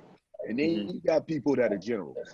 And if a general isn't stimulated in your organization, they're going to go be a general for somebody else or ultimately be a general for themselves. And in many situations, they, you know, you can see that general mentality in people. So we know that them in our organization is just a pit stop on their journey. So our responsibility to them is just to help them gain and learn as much knowledge as possible while they're there and be a support system in the future. And we all just work together. And, you know, and that's the way this system works. And it's continued to work that way, you know, and then sometimes we don't even know we got the generals. We've had people that were in the organization who shock us to this day because they just became something else. But that came from them being in an organization that allowed them to find themselves and become who they wanted to be, right? And, you know, so it's all about the journey. And like James said, it's about, you know, surrounding yourselves with the right team and being in the right organization, right? I also think something like Kenyatta, when you talk about building a team or not having a team around you, and James said it, the only way to start is start. Almost like every successful person didn't have backing and didn't come into this thing with a group of people. They just like had an idea or a vision, had no clue how they were going to pay for it or pay their rent and deal with it. And like you can plan and get experience and read books and do all those things and be educated is powerful, but none of it prepares you for what really goes on. And like only experience can prepare you for like the turbulence of owning a business or running a team or building a team. But if you're passionate and you believe in your vision, the team will form around you because they'll be drawn to the same things that are driving you. So like James said, he started with him. Now we got 200 people. As he became successful, people were drawn and started knocking on the door. How can I get in? What can I do? I'll work for free. I'll come after school. Most people don't start with a group. Most people don't start with a ton of money. And most people don't start with some like massive plan or a tremendous amount of experience. They just trust their gut and go after it. I got a GED. There you go. And he rich. Big rich. Big rich. Let me hold something, Joe. Hey, wait. COVID got me fucked up, man. I'm hurt. Real quick. Hey, I learned a my long whole time last ago to thing. hold 2 years worth of money. I learned a long time ago. Have 2 years worth of money saved. That's real tough. 2 years worth at least. That to answer the guy's question from 6 questions ago. At least save 2 years worth. Yeah, 100%. Word. Yo, bro, thank you for joining us. And remember, man, we're gonna continue to work to build this platform. It's not perfect, but our goal is just to give the world the information, man, and do it from our heart. So I appreciate you coming and showing up and investing your time. I appreciate it, man. Thank you. What you got for us, Dave? All right, next up, we got Brent Evans. Got a question about saturation in the marketplace. Oh, this is a good one. What you got, Brent? Can you guys hear me okay, or what's going on? We can hear you. What's up with you, bro? Okay, so I kind of am starting my own thing. I'm kind of planning my attack. I just got a question. Is hard work and you're being yourself the only thing that'll make you stand out in the saturated market? Yeah. Oh, Frank, go ahead. You got something. I mean, I think that's the foundation of it all, but what can you bring that's different, you know? I think having the grassroots, you know what I mean, and being true to yourself, but there's so many brands that, if you look back on a lot of these brands where it's breakthrough, like people didn't understand it, you know what I mean? They didn't understand kind of where they were going or what their visions were, but now when you look ahead or, now that they're successful, and it comes in different ways, but I think also being just different, just being you, but also being different. I think that's the other ingredient to it, like we said before, people can kind of read through BS, but like if you have, something that the game's never seen before, or, that kind of raises a flag and people are like, damn, well, this is kind of a different thing. So let's see what this is about. But you always have to deliver. I feel like, people can pick that apart if you don't deliver. That part. That part you can't miss. You have to deliver. And here's another part. I'm gonna go back to the integrity piece, right? We got 4 boutique platforms, right? And for us, we're our biggest critic. And for us, it's just not about selling people shit. It's about the things that we have having meaning to other people. I wear I'm a Meunier t-shirt or a social status t-shirt, APB t-shirt or a Prosper t-shirt every day. Because if I'm not passionate about what we got, I don't expect no one else to do. But I also don't put it out there every day for the rest of the world to have. It has to be meaningful to people. So I'm not just trying to get out there and peddle goods for sale just to be selling something. Does that make sense? Yeah. You have to be intentional about building the value in which you stand for and making other people understand that value and what it means. Does that make sense? Yes, sir. So what's your unique proposition? What makes you special? That's what you really means. Does that make sense? Because yes, it says, you said the two things you said to start the conversation was being you and working hard. But being you means a lot. And there's a lot of depth to being you. Does that make sense? And for some people, commercialization just means a money grab, right? It doesn't mean anything about integrity. And some people get into this business just because they see the bright lights flashing, all the things. They're not committed to building something special in something special, meaningful, and that's going to be able to sustain time. Does that make sense? Yes, sir. Does that answer your question? And you got any follow-ups for us? No, I just really understand what you're saying. Like, I mean, I only wear my own brand stuff around, and people always ask me like, where can I get that? And I just have that. I got that planned out so that way people are like ready when I want to open my stuff. So I totally dig what you're saying there. 100%. And then scale when necessary, bro. Like obviously continue to learn, and once you get your moment, seize your moment. And to Frank's earlier point, once you get your moment, make your moment forever. Okay. Deliver. Yeah. That makes sense? Yes, sir. I got you. Thank you. All I right, bro. appreciate you guys. What you got for me? What you got for us, Dave? Thanks, Brent.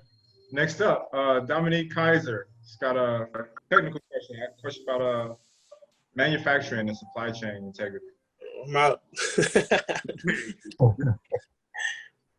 Hey, hello. What's up, fellas? How y'all doing, man? What's good with you, bro? Not much, man. I was just wondering, I'm really big on design and having my pieces really look a certain way. Okay. That's very important to the customer. I think it's very important to the game, not just wanting just to sell certain things. So how do you go about starting the relationship with the manufacturers, and then how do you keep that going? And what is probably one of the first steps in order to get into that part? Yo, Pete. You, what up? Here you go. Man, it's an interesting question. I think there's a few different parts, right? I think one is meet as many people and manufacturers that you can meet with, right? You line yourself to the adjacencies and brands that you look at, and you say, okay, I like their quality, I like this. If it's a certain type of French terroir, you just got to look around, right? And then you figure out the source, and then try to figure out how to get in front of people. The biggest thing with manufacturing is that everyone's going to tell you they could do something, but not everyone could deliver, right? So you have to, because everyone's going to want your money, right? But when it comes time for them to deliver and deliver on time and be consistent, it just takes time. So for me, with manufacturing and working with some of the people, I work with the same people I've been working with for the past 10 or 12 years, because I trust them, right? But you both take a step in regards to a trial, and then you just take that, and then when it starts to build that relationship and you earn that trust, then you kind of build upon that, right? But with meeting one person, you'll meet another person, and there's a lot of people on this call.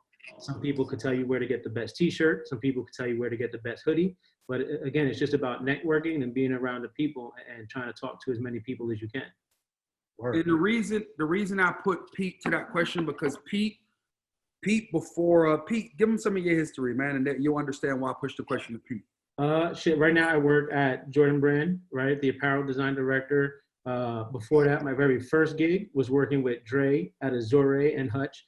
That was, I don't even know how many years ago. They showing their age. People were just like, Azure, what's that? Exactly. I mean, bro, but look, this is why I'm gonna be real, right? Because I started there, and then I started working for Rock, and then that's when I first started to get my experience of going to Asia and overseas and really learning manufacturing, right? So I had to work every day and crazy just so that I could get that opportunity to go to China and learn the manufacturing process. And then you start meeting people, right?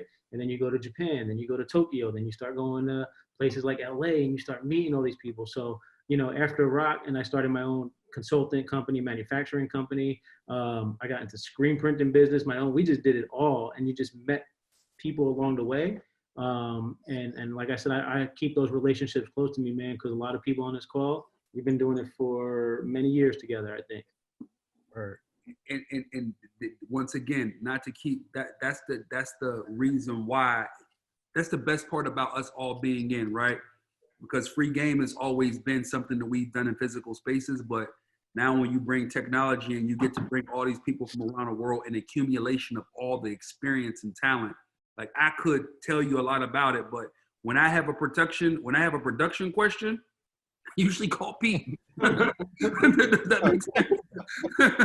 Like, so the benefit of him being here is to be able to answer that question for you one for one. Does that make sense? Yeah, definitely, man. Definitely, man. It makes perfect sense. You always want to have somebody that does something, because can't everybody do the same thing? It don't Already made that point earlier today. Yes, Yeah, there's always going to be everybody do someone. the same thing. Yes. Right. Word. And ask questions, man, because you never know who does what, right? So you may ask a question and someone may be like, hey, well, I know this person that does this. And then it opens up a door you didn't even know was there, right? So conversations like this just help lead into other roles that you may not even be expecting. Word, man. Hey, I really appreciate all you fellas, man. For real. This is Man, thank you for investing your time, bro. For sure. Hey, Oh, by the way, Pete, that's 18 years right there. I just thought about it. It's 18 years, bro. Hey, man. That's Hey, taking it back. I remember driving down to VA, meeting you, bro. I didn't know that was 18 years ago. Shit. You just got your learner's permit, Pete. You were 15. Pretty much. Hey, you look good though, man. You look good, man. Yeah, what else you got? Next up, we got a Darius. He's got a question about philanthropy.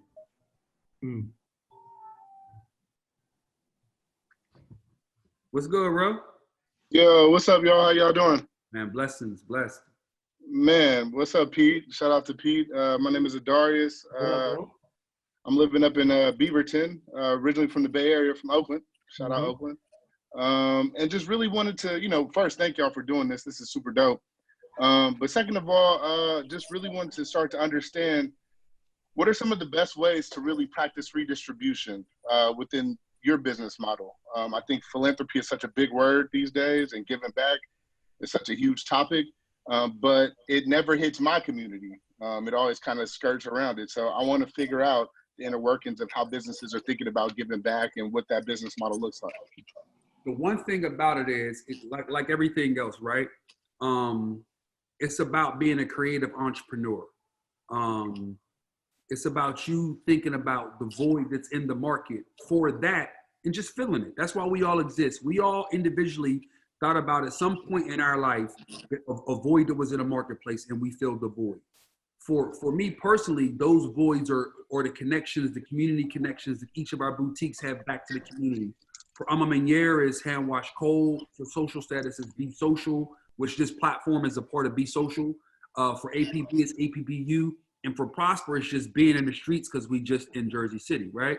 So you have to look at where you're at and what you want to accomplish. Then look at the resources around you, and also look at the people who you want to give back to and who's servicing those people. Because the people who servicing the people you want to give back to have a responsibility to those people. Does that make sense? And they may be aware that they have a responsibility, but just don't know how to connect back to that core group. Does that make sense? So you may actually be the connector to someone who they're struggling to connect with authentically or organically. Does that make sense? Absolutely. So I said all I could say is just being your creative entrepreneurial self and just connecting. Does that make sense? Like, you are probably the missing link for your community or for the people that matter to you. How can you connect your resources to the need? Does that make sense? Definitely.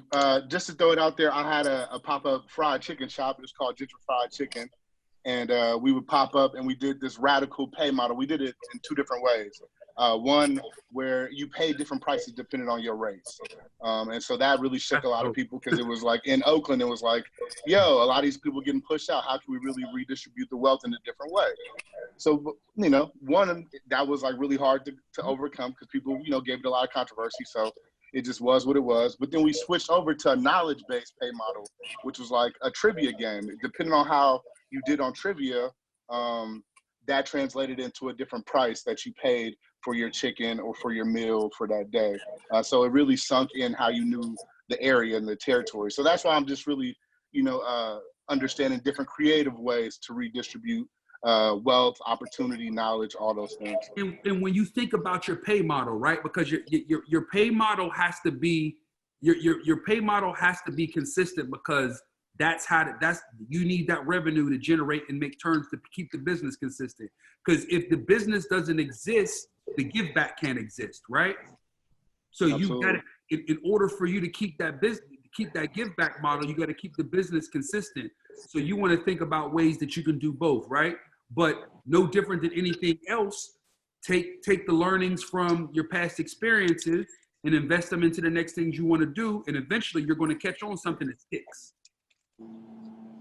Man, already know, brother. That's amazing.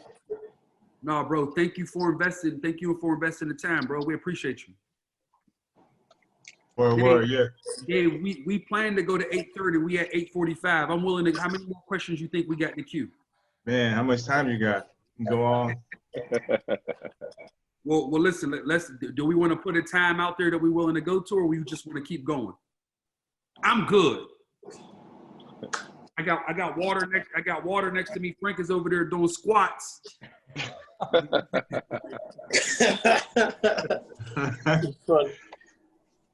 I'm free, guys. It's up.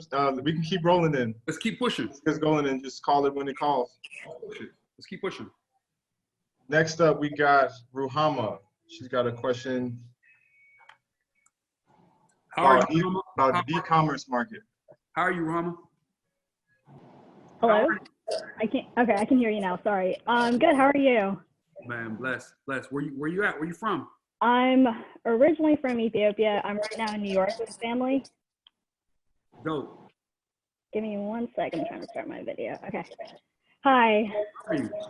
So my question is to you, James. And for me, it's this idea of we're having this huge shift to e-commerce. So for someone who's built a community and a successful business around your brick and mortars, and when I say community, I think of like it being a safe space for people to go, to hang out, to talk. What would you say is your way of being able to re-engineer retail? Now that it's becoming a digital world, now that people are really pushing to e-commerce, how can you still maintain that value of community? So first, I'm sorry, did you have anything else you wanted to throw at me before I go in? No, go ahead. No, I think first is just what I just said to the brother I was just speaking to. The first thing is making sure that the actual business model is strong, right? To make sure that our business model that brings in our core business model that brings in our revenue is strong. Because once that model is strong, it gives us the ability to start looking at what we can do to connect back to our communities that ultimately feeds us back in more revenue. Does that make sense? True. So once we get that established, it's stuff like this, right? Like it was immediate for us to say like, hey, we're stuck in the house. I think Dave, how long were we in the house before I eventually broke? Was it a week, 2 weeks? It was about a week and a half. Yeah, so after 10 days in the house, I eventually broke and called Dave at midnight. I'm going fucking crazy in here. We need to connect to people. We owe it to our community to connect. So we just literally we understood what the Zoom platform was about, and I followed the same steps that I do with everything else. It's really just about understanding what digital platforms that we can leverage and connect to keep the authenticity and closeness that we have in a physical environment, and how do we bring that element to the digital space? Does that make sense? That does make sense. And what you're going to see from us is we're not. I'm sitting on a call without a haircut or without, like, all those small things don't mean anything. It's more about executing and figuring out how we can connect with our core group in an authentic way. And then once we're going to take the learnings from this and just continue to scale it in different parts of our business, right? So the only way to do is to actually do, learn, and do again. Does that make sense? Yes. So for me, I've always prided myself on being a doer and learning as we go. And as long as we don't kill ourselves in the doing, then we can keep learning. Does that make sense? Yes. So I could sit there and say like, hey, we'll call McKinsey, get a strategy, do a lot of thinking. Fuck all of that.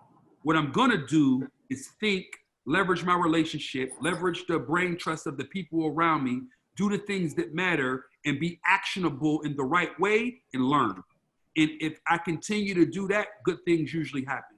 That's not a technical answer, but that's the real answer. Okay. Does that make sense? Yeah, that does make sense. Thank Does it you. actually answer your question? It does. It does answer my question. Any follow-ups? No, not as of right now. No. Thank you. Thank you for investing the time. We appreciate you. Thanks, Rahama. Next up, we got Evan Thompson.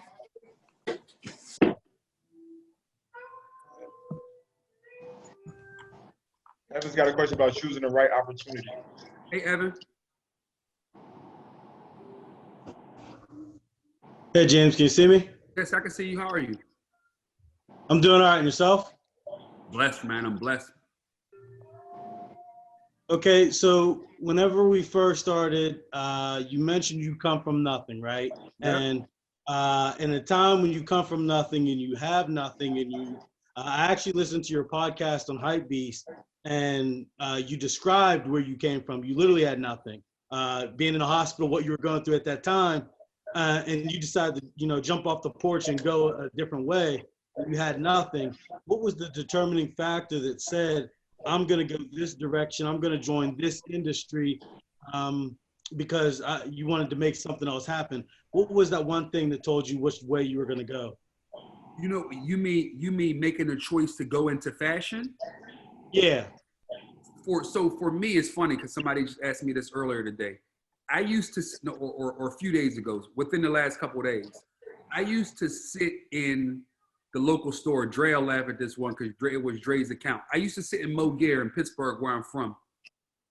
And obviously, when we were in the streets, we would just go and shop, and you watch dudes from all over the city come in. So I was always obsessed with understanding the backside of their business, right? So at a very young age, I was always liked getting fly, always loved the commerce, and bigger than all that of it. Coogee sweater. Man, get to see.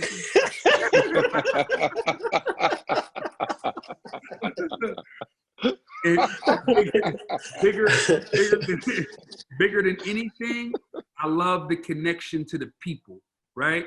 And if you know me, my energy, a lot of my energy is based on you see the personalities of these dudes. This is why it's the beautiful part of having them be a part of it, is because the energy is contagious, right? I love the energy. So when I knew I needed to make a decision, I knew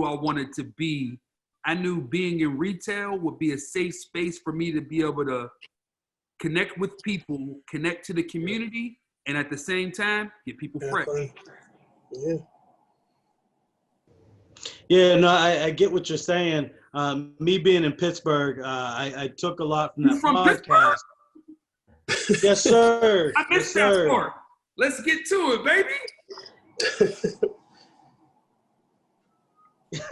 Go ahead, right at the West End Bridge, fam, right inside the city. Yeah, what up? So as you mentioned, what you were seeing around here, the fashion wasn't really, developed at that time. And, whenever you said you were going that direction, you had nothing. And, me, that's kind of where I'm actually, I have a master's degree, I have all this and that, and I'm actually getting rid of all of it, pushing all of it to the side, because all of that's gotten me to like a glass ceiling. And all the stuff, you talk about the energy, you talk about the vision, you talked about the things that you were doing. And my degrees never really got me that, but the connections, like as you have the group of people that are on here, what made, I want that group. Like in Pittsburgh, you don't have people readily available trying to get outside the box, trying to think differently, trying to go. That was organic. Man, bro, listen. That was organic, though. And I can have a different conversation to you because we from the same space. The first thing that I'm doing is actionable, is bringing what we're doing right now, to Pittsburgh. This will be in social status in East Liberty by the time all of this is over. Our goal is to have it by the time that retail launches again, this platform will be there. So there will be a safe space for you to go in and learn and network with other people that are like you. B, I'm gonna keep it funky with you. Pittsburgh is one of the best, Pittsburgh is one of the worst cities in the country for Black people. You read the studies, the information is real. That's a tough place for us, bro. And it's a tough place to navigate. Like, yo, Dave Patterson, Dave Butler, unmute Hutch. He's muted. He's under bruh, B-R-U-H. Yo, bruh, B-R-U-H. I had to, it's B-R-A, Hutch got 98. It's like he got 90 warrants in 80 places. But bro, the reason why I'm being intentional about saying that to you is because me and Hutch had a lot of conversations, and in those conversations, he was level setting my anger, yo. Because coming from Pittsburgh, because we got to survive differently in that city, we got a lot of anger and a lot of different things that we go through, because to make it in that town is a lot different than making it in a lot of other towns. And you know what I mean, because you live in it, right? So for you to find this, that's why putting Be Social in Pittsburgh, in the Be Social in Pittsburgh is going to be a freestanding space. It will be in front of the retail space. It's that important because I know there's a void. I know there's a void of that there. Does that make sense? Yeah, exactly. I mean, I put my sister on the call, and like you said, the anger that comes out because of just being Black here is tough to navigate, right? And that's the thing. Like, I'm glad that, you had somebody, because, she's struggling finding people who ignite her and support her in that way. And I don't really get so frustrated because I'm constantly listening to like your content, Gary Vee. I'm constantly listening to these people who are navigating like, uncharted territories. They're constantly looking for those other frontiers. And like, I plan on getting out of here. I plan on, expanding and doing what I want to do, worldwide.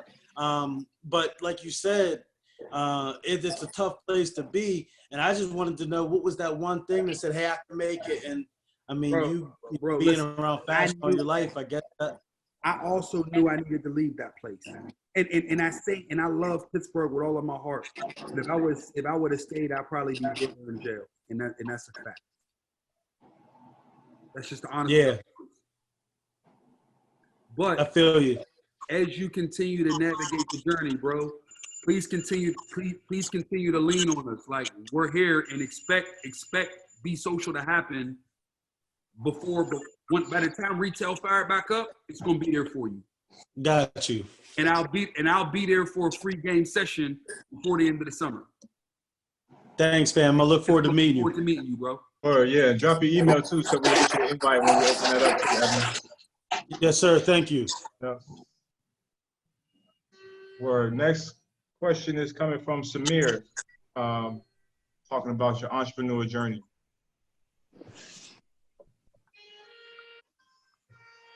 Samir, what up?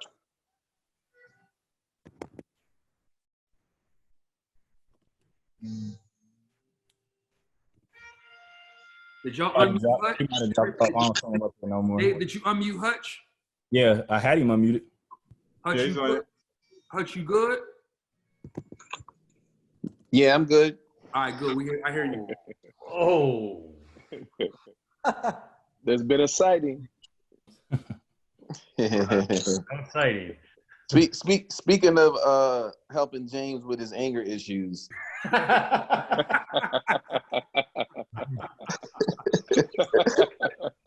Come on, man. Man, we ain't sharing those stories today, Hutch. Oh, okay. I mean, tell him why you mad, son. Tell him why you mad. I've learned to rechannel my energy in positive ways, man.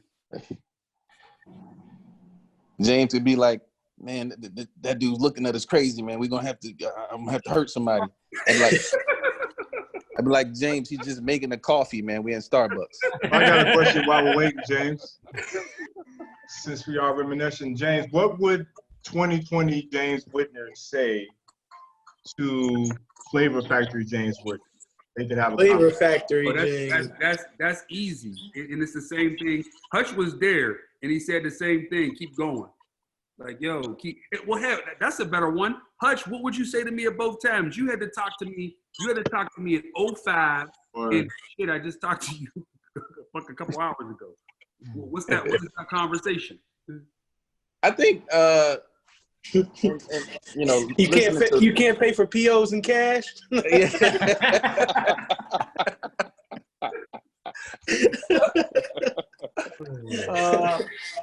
That's a good one. Nah, I think, and this is probably going back, you know, listening to all the questions that people have been asking. I think everything kind of starts with two things, right? One is, do you know who you are yet? Right? Once you start to figure that part out, then the next thing is, what's your goal? Because depending on your goal is there's a lot of paths to take to becoming successful or good at something, right? There's a lot of paths you can take. You know, we all got kind of different but similar stories, right? To how we got to where we got. But the one consistent thing is you got to understand what your goal is. Because depending on what your goal is and what you're really trying to do with it, that'll help determine what your path you should take. So the question always started, even, you know, and I guess, James, you can attest, every time we spoke is like, what are you trying to do? What are you hoping to accomplish? If there's if you just in it for money, then that's probably a route that you should take. If it's more about I'm trying to do something that's going to last forever, and I want to be doing this, that might be a slightly different path. So I think everything starts with that. And you know, the Flavor Factory James and the Manier James, I can't say that person changed so much in terms of what the goals are, right? The goals are always to just keep getting better and keep getting better and keep getting better. And if as long as we know that was the goal, then, you know, it's easy to kind of figure out what path we need to take. Better said about Mr. Hutch, Dave. Well said, bro. Yeah, I think you're right too, Hutch, about that passion, man. Like, you know, a lot of us, again, like, you know, the goal isn't money. You know, I talk to Joe often, you know what I'm saying? And it's like, it's so much love for this that we live and breathe it, you know what I'm saying? So it's different, you know, when you're either working with a corporation or you're you know, it's people that just don't understand how much love it is for this, you know what I'm saying? And I think everybody on this call definitely feel the same way, you know, for sure. James said if he's awake, he's working. If he's asleep, he's not. That's me. That's Joe, 24. Number. 1000%. But you know me, I always say you sleep when you die. Yes. No, and for Dre, literally, no, you mean if you ain't on, you on a flight unless you did. We're gonna go next to Jaron. He's got a question about data collection and how to. What's up, Jaron? Hi, robot. Yo, what's up, man? That's bro. How you feeling? And man, no complaints on my side. That's bro. Yeah. So my question is for you and everybody else on the call. Moving into the 21st century space, and I think because of something like coronavirus now is helping us to look at how there's a lot of virtual real estate opportunities now. Yep. Right. So how do you guys as independent store owners and entrepreneurs collect your data to where you can project your next moves for the next 2-3 years down the line? It's interesting you say that, right? It's authentic connection, right? Right. I look at everything. Well, everybody who knows me knows that I simplify everything. It's the only way that I could think about something. Like, keep it simple. Like, no different than you would when you were a single man. If you're single or married, if you meet a girl, you collect her information. You know the relevant information around them. You know what makes people tick, right? Right. Just scale that way of thinking, right? Like know who your key people are and why, what makes them tick. How do you service them? What experience are they looking for? Why did they connect with you in the first place? What do they need from you? What's their future trajectory? What do they believe your trajectory is? What do they believe your trajectory is? And what do you have to offer them? You got to constantly keep asking yourself what you bring unique to the marketplace and what makes you different. Does that make sense? I've said multiple times in multiple interviews that the thing that haunts me most is the 20-year-old version of me chasing the 40-year-old version of me.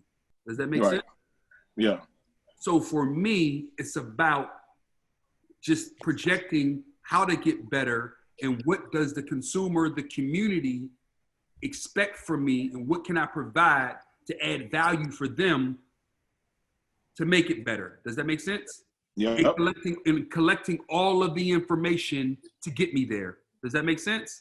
So and obviously there's a lot of programmers and digital tech guys and engineers. You know what I'll do? I get on the phone with them and say that and ask them, what do I need to do that?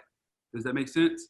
That's when I go in and leverage people who are smarter than me in places that I can't understand, but I go in and tell them like, listen, these are our goals and this is what we want to get after. And this is how it makes sense for us. Now, what do we need? What are the things that we need to help get us there? Does that make sense? Right.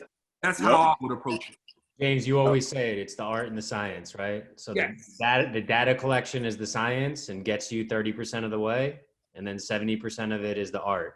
Like gambling. I believe when the audience is here, this is what they're going to want. And this is how they're going to want to intake it. And I hope that my guesses are right. But the math is 30% of the equation.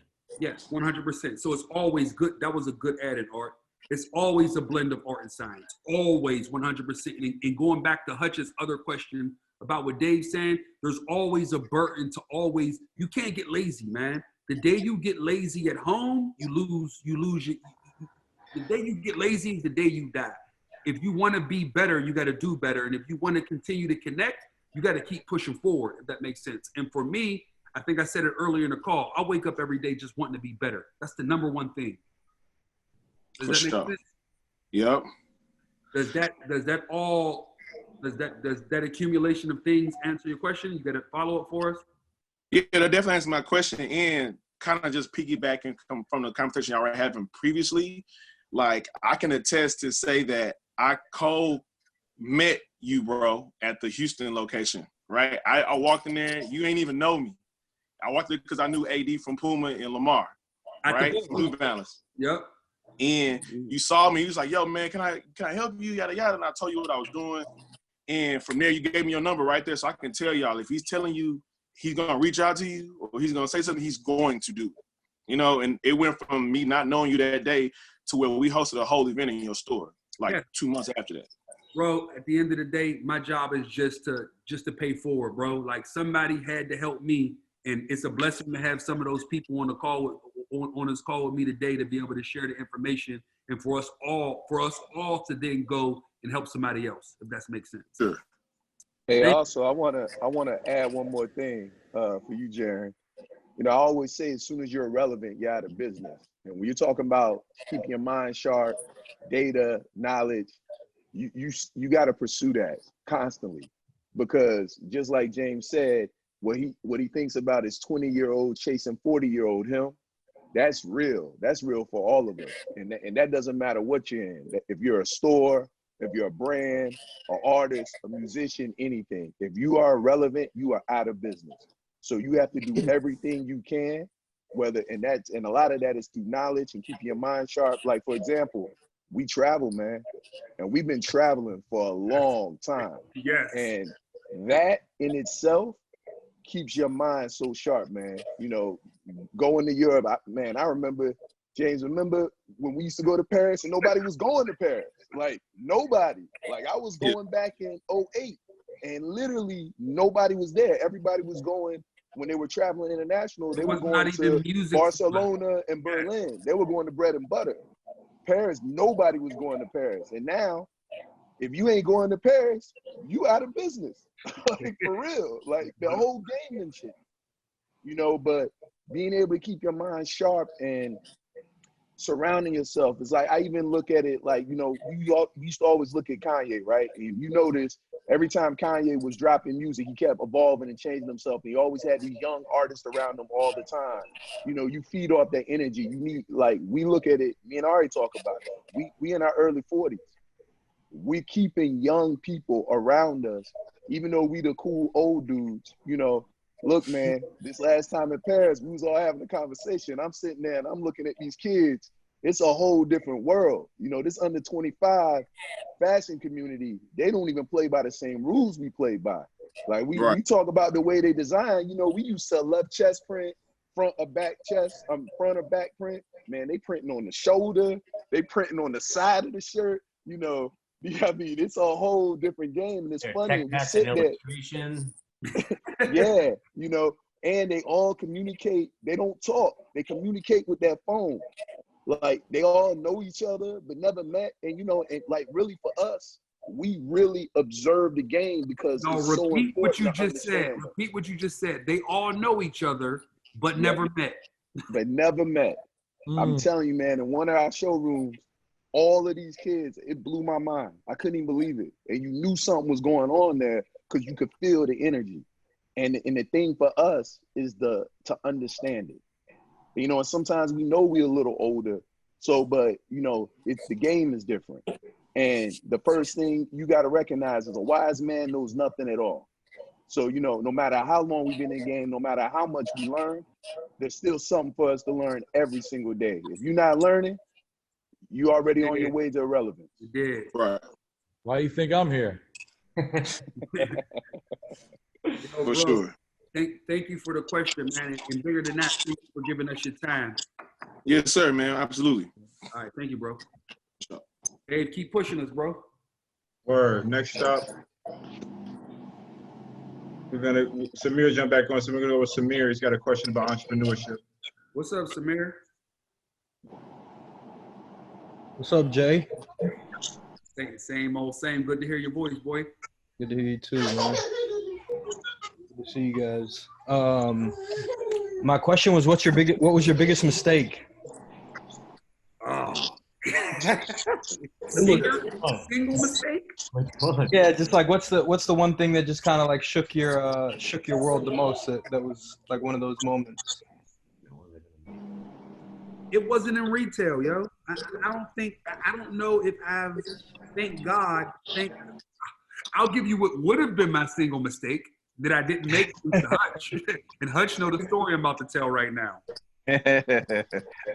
In 2008, Nike didn't really love me as much as they do today, right? Yeah.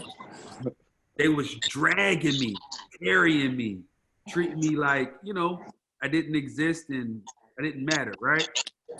And it was really messing with my ego. So I called Hutch. Hutch, you remember this story? Absolutely. I called Hutch and said, man, yo, these people from Nike is like fucking treating me like shit. And, man, this shit is, I'm about to say fuck them. Like, I don't, you know what I'm saying? I don't deserve this treatment. And Hutch told me, go ahead, Hutch, tell him what you told me. I told you, I said, there's a lot of brands in the world you can say fuck you to. This ain't one of them. and listen, but shout out to Nike in this way, right? Because they begin to start listening and they begin to start changing that attitude. And now today, I would say my relationship with them is, I would say it's pretty fucking good. And they've done an amazing job of listening, and not just them. Jim on the Adidas team, a fucking great listener. Torben's a great listener. Eric Leckie, who's no longer with Adidas, was an amazing listener. I can name people who come in these organizations now and got leadership roles in these organizations. Phil McCartney, Chris Wright, Cheryl Neal, like all these people who come into these organizations. JJ's on the line. Fucking, I can name Craig, Terry. I can name all day people who come into these organizations now. It has changed so no one feels like that. Does that make sense? So my biggest mistake would have been walking away before my blessing came and they actually started to embrace our way of thinking. But you also gotta, you know, think that you put in the work too. Like, you know what I'm saying? Yeah. It don't come easy. You know what I'm saying? Yeah. Well, to your point, Frank, and that's what I was going to say. You know, we all try to simplify everything, but at the end of the day, there's a language that everybody speaks, right? It's just, can you figure out how to interpret it and how to speak that language?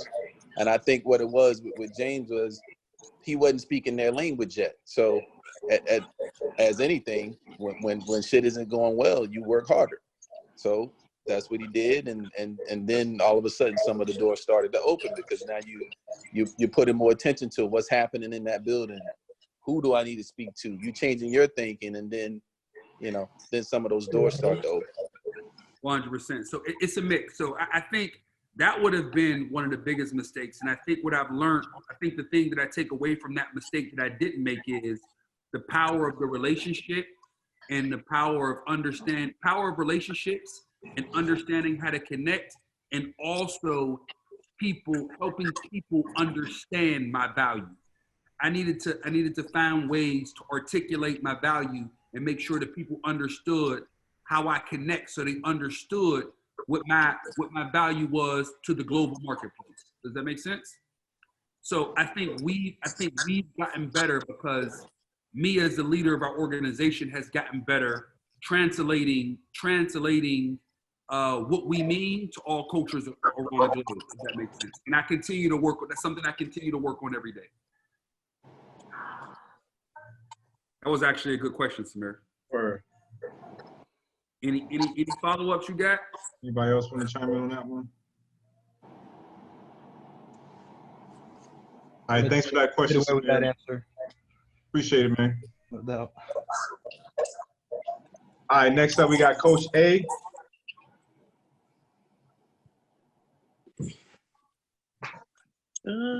Coach A, what's about any daily rituals we got? What's up, Coach? Hey, what's up? Man, same old same, grinding away. How are you?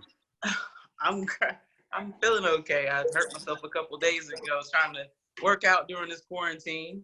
I don't know if you guys have seen any of the videos. I don't know if Trey getting to him, but You know what? I got him getting to it. I got him out there. I told him my time is money, so I won't play him one-on-one. Every time I play him one-on-one and win, he got to do 10 minutes. He got to do 10 minutes. He got to do 10 minutes of ball handling. I just beat him 10 straight times, and then after every game, you got to work out. All right, James, you just got off them crutches, boy. You need to chill out. Man, my knees are killing me right now.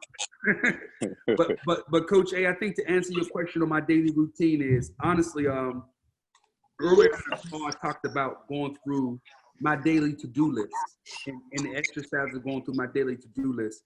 But I think something else that is important is making sure I catch up with the people that I respect and the people who understand the business and wants to see us move forward the right way.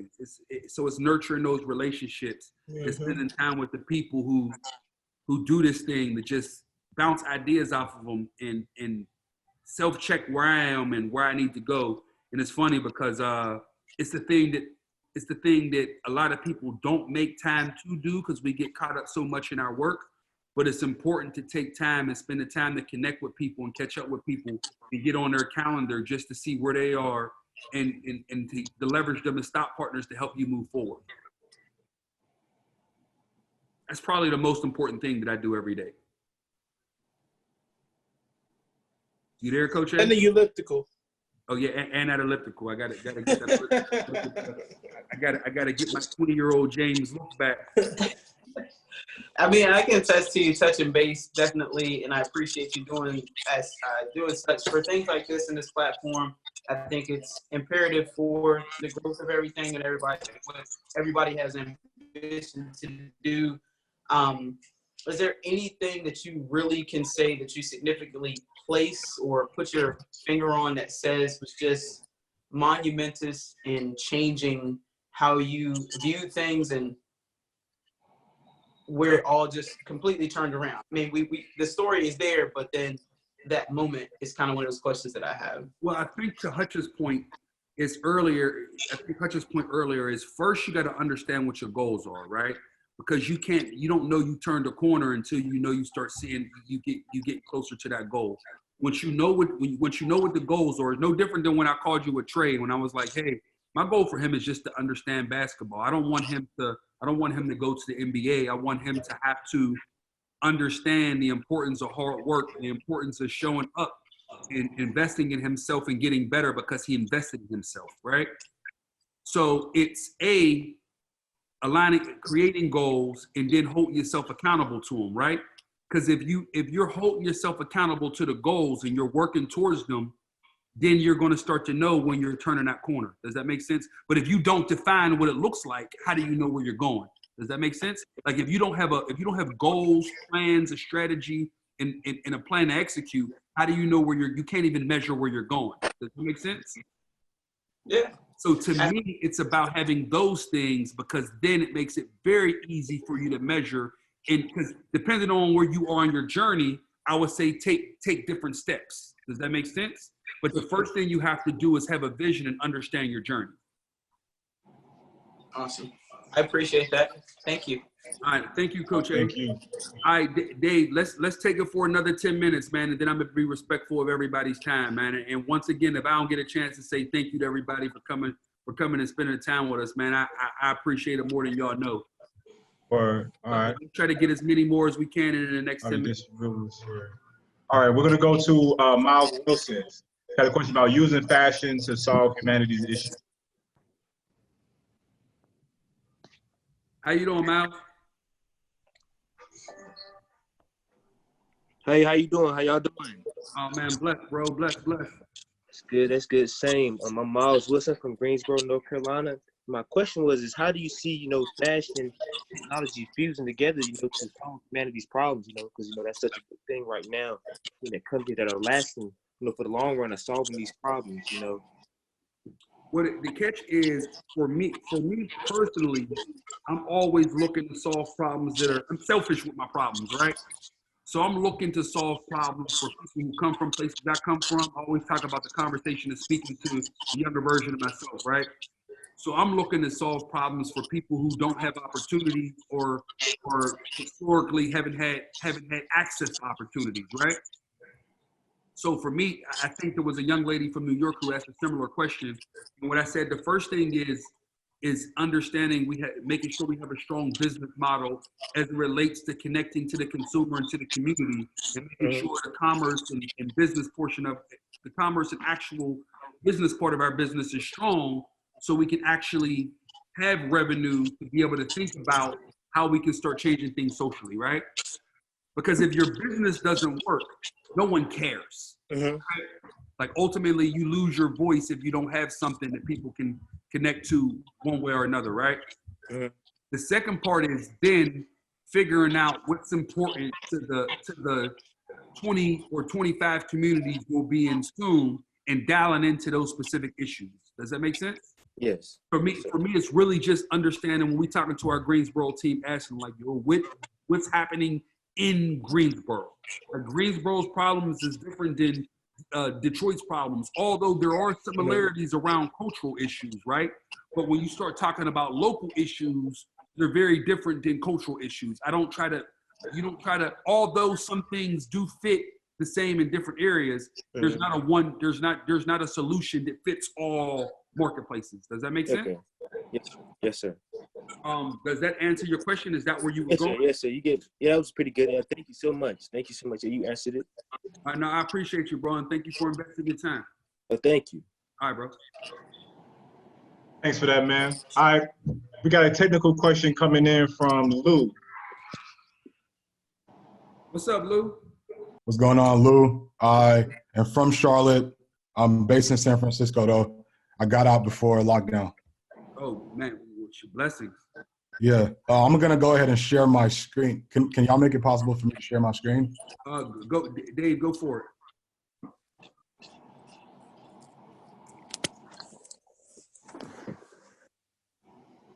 It's still saying it's this. All right, cool. So first things first, I want to share my information on the screen. Okay. My name is Cindy. I work in tech. I have a technical service that I provide to retail stores Okay. under the name Digital Taste. Okay.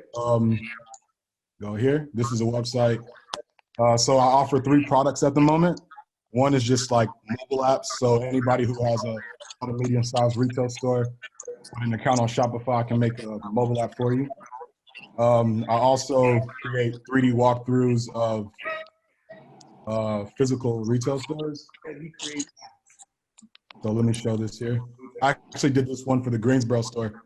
And Yo, bro, you can stop right there. Please text me. I think you already did. I reached out to you a few times now. We were looking for your contact information earlier today. Yeah. I love how this works, bro. Yo, we literally were talking about app building today. I just laughed at Cad. I just laughed and pointed at Cad because he said one of the servers he built his app, and me and Mike was talking back and forth about him. I was reading. Long story short, hit us offline, bro. Yeah, and I saw that most of y'all websites, y'all use Shopify, so it'd be a great partnership. Say less, bro. Hey, one of the days, can y'all text him my cell number? Yep. Yeah, text me, bro. All right, cool. We'll talk offline. Thank you for yo. Listen, anybody who's on a call when we said start, yo, that was not weird. That was a way to connect, and he just connected. And I was thinking about him earlier, and now we're about to do some business together. Yo, Miles, I appreciate you, bro. That's crazy. Yeah, that's what's up. That's what that is the platform at work. You know what I mean? Yeah, 100%. I think James needs you to call him. Panic mode, James. There he is. Yeah. He's talking. I'm like, yo, this is the guy. He hit me on the gram and then said some other shit. We was talking about him earlier today. Like, man, we about to do some things. Hey, Warren Peace in the building. Hey. Hey, what's good? Yo, Dave, let's give these dudes 5 more minutes. Let's give everybody 5 more minutes, ladies and gentlemen, 5 more minutes, and then we can just socialize with everybody for a couple minutes and get everybody on the shot so we can get that screenshot with everybody on it showing love. All right. Or matter of fact, let's just call it this. 2 more questions. And we gonna do a shot. Shut that down, Leo 70. Two more questions. 2 more questions. These are the last 2. James, I'm gonna hit you offline too because I want to sell my mixtape in your store. They call him New York. They call him New York. Oh no, he didn't. Yo, Chris Wright's on the call too, man. Bring Chris up. He been hiding all that time. Chris was good. Got on my young Euros right now. Hey, man, y'all don't know nothing about that young Euro. Come on, man. Y'all. I got a PRPS collab that no one's got. Wow. I think his email was probably Young Euro. It's probably Young Euro. I still have that email address. Hold on, I'm gonna find it for you so y'all can pull him on. Or it could just be under his name. Look for Chris Wright. All right, get that. I still got that passport holder. Let's get that question. Let's get the question up so we can we make sure we get everybody the time. It's JHUNGYURO. Hey, oh no, Mike. he said he on here. He muted. It's all good. He on there. All good.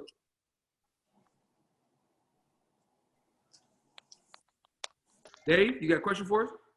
Yeah, we're gonna go to Robin Handley. Hey, Robin.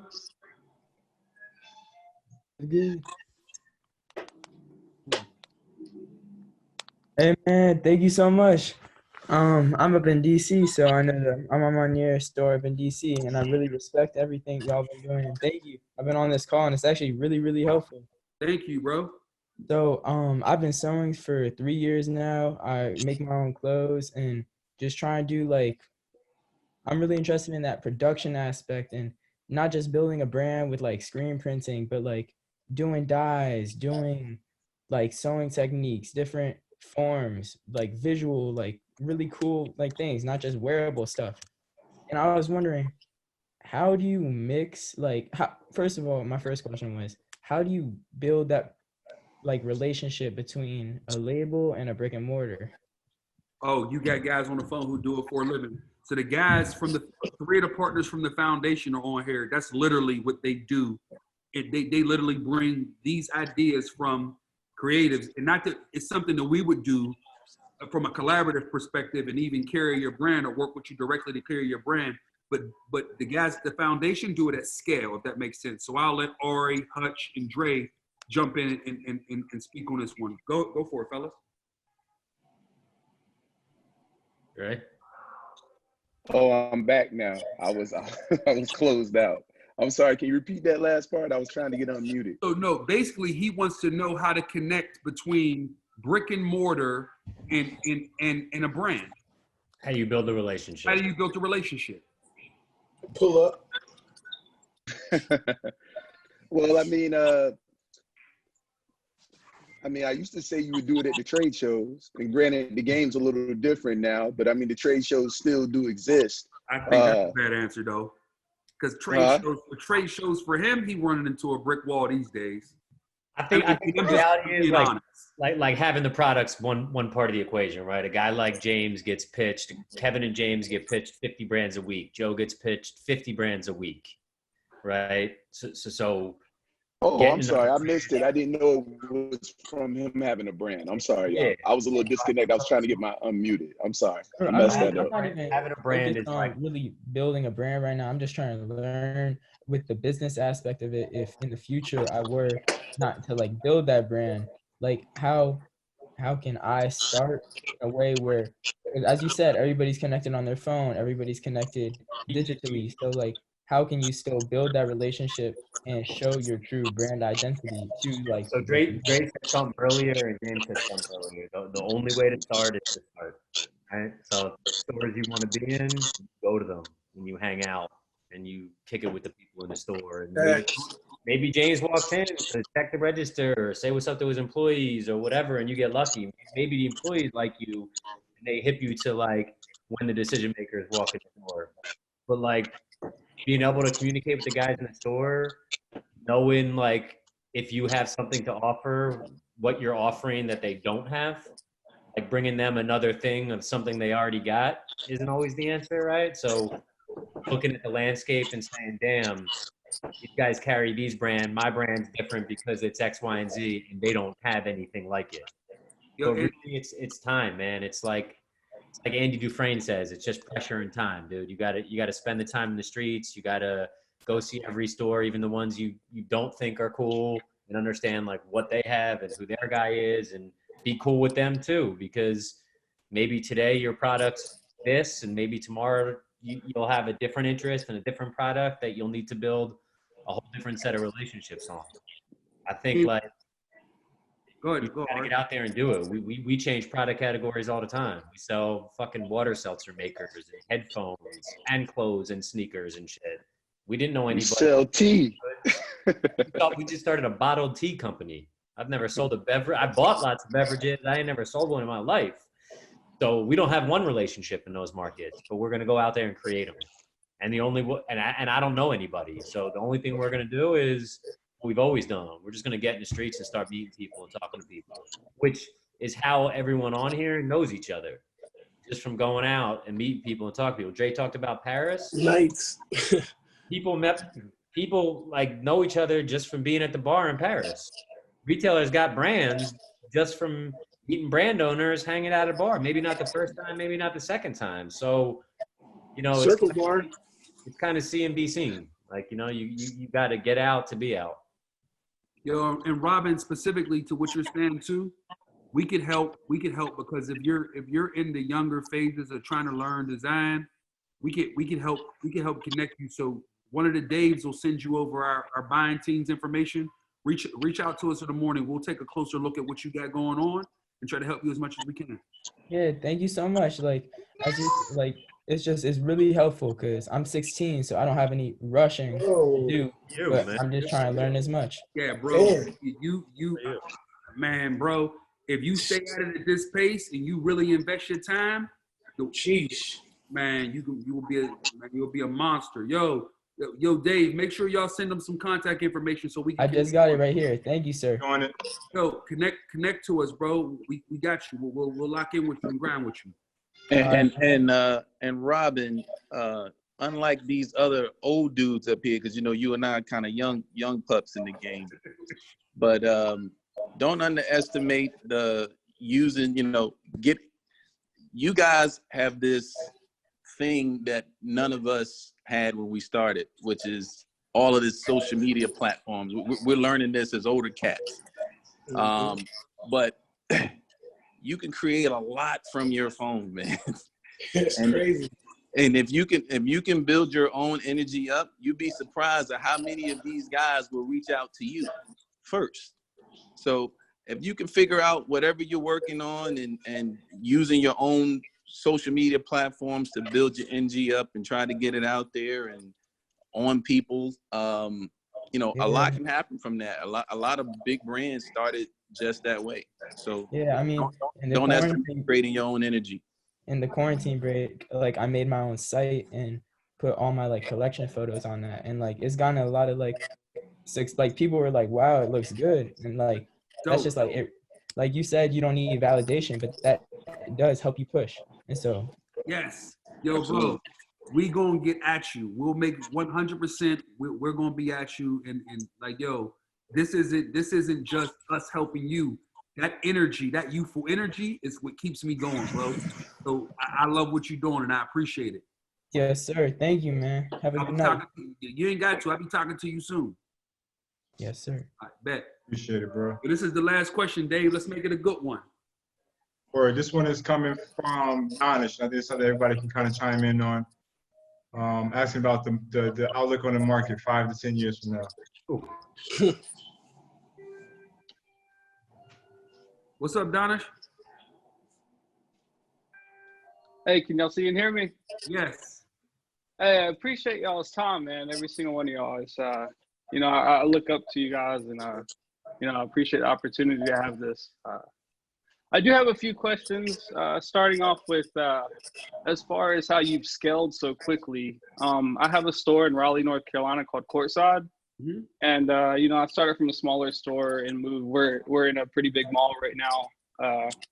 And my question is, for you to scale so quickly, how are you able to have the workforce you do? Like, we're pushing on a $3 million store right now with 5 employees, and my problem now is how do I go about hiring more people? If I want to move to another location and build that location, how can you know that your original location and keep going from there can be ran without you? Bro, the only way, it's the common theme that we had across this whole session. You got to do it, man. You got to believe in what you built and the uniqueness of what you built and scale it. And you got to continue. Every time I go, some of it's craziness. The other, it's like Ari said earlier. It's a combination between art, science, and confidence and betting on yourself. I'm willing to live and die by this, and this is what I do, right? So when I get my mind set on something, I pretty much sink a lot of time in to make sure that is the thing that I want to do, and that I understand that everything surrounding it is it won't kill me. Once I realize it won't kill me, I just go, bro. Is there any traits you look for people you employ? What kind of traits you look for, and who you can trust and who you can't? As far as scaling goes, that's been my biggest problem. Is just I've had a lot of people I put a lot of trust into, that's letting me down, and just trying to find those type of people. That's been my biggest difficulty. Bro, listen, you want me to tell you the honest to God truth? If you Google the hardest part about growing a business, the answer you're going to find is people. Ari just popped up on the screen because he probably is about to say something. Go ahead, Ari. Yo, it's like anything, right? Like you can build the team and like have great people around you, and that's part of the battle, and having great people is it. But like trusting people and letting go for any like serial entrepreneur, perfectionist is the hardest part. My business tell you, like, I couldn't let go of shit at the beginning. I couldn't manage anybody because I had to do it myself. So when you go from one store to 2 stores, maybe the guy you put in charge, the sneakers aren't as well lined up and the shirts aren't folded the exact way you would want them to, and the jewelry's not in the case the exact way. But if it's always going to be the exact way you want it, then you're going to have one very good store forever. But if you Right. want 2 and 3 and 4 and 5, then your $3 million door might do 2.8, and your second Yeah. door might do $1 million. So net, you're way up. So part of it is the team and trusting people and letting go, which is difficult. But part of it is knowing that no one's going to treat it the way you treated it, and accepting that other people are going to do things a little differently than you would, and letting go. Because otherwise you just drive yourself crazy, and you'll always have one door. You'll be a hamster in a hamster wheel. Not be so anal about everything, basically. Be anal, but just accept that everyone else isn't you. Gotcha. Yeah, And you can't stop being anal. You gotta be anal. Go ahead. Yeah, be anal. But they ain't all you. And about scaling, you know, I've inquired of like Crep, for example. You know, that's a brand I've inquired for the store. You know, I've tried to reach out to a few other clothing brands. You know, being a sneaker resale store, I feel like a lot of owners don't look into the clothing that goes into the store. You know, I've looked into expanding with like, you know, even denim brands. You know, you need a nice pair of pants to accent the shoes, and you know, stuff like that. You know, it's very difficult to reach out to these brands and then you don't hear anything back. You know, it can be frustrating, I'd say. I think Ari, Dre, and Hutch, the guys on the other side of that, they used to represent Crep before they created Defend, which they own. Yeah. Which they own now as the well, fellas, go for it. I ain't gonna, this is y'all. Persistence. Nah, I already took the words right out of my mouth. I was gonna say the same thing. Persistence. You know, you have to keep going after something if you want it, but then you also got to understand what other factors may be affecting whether or not you can get the brand you want. Like, is there somebody that's near you? And if that is the case, then you need to respect the game.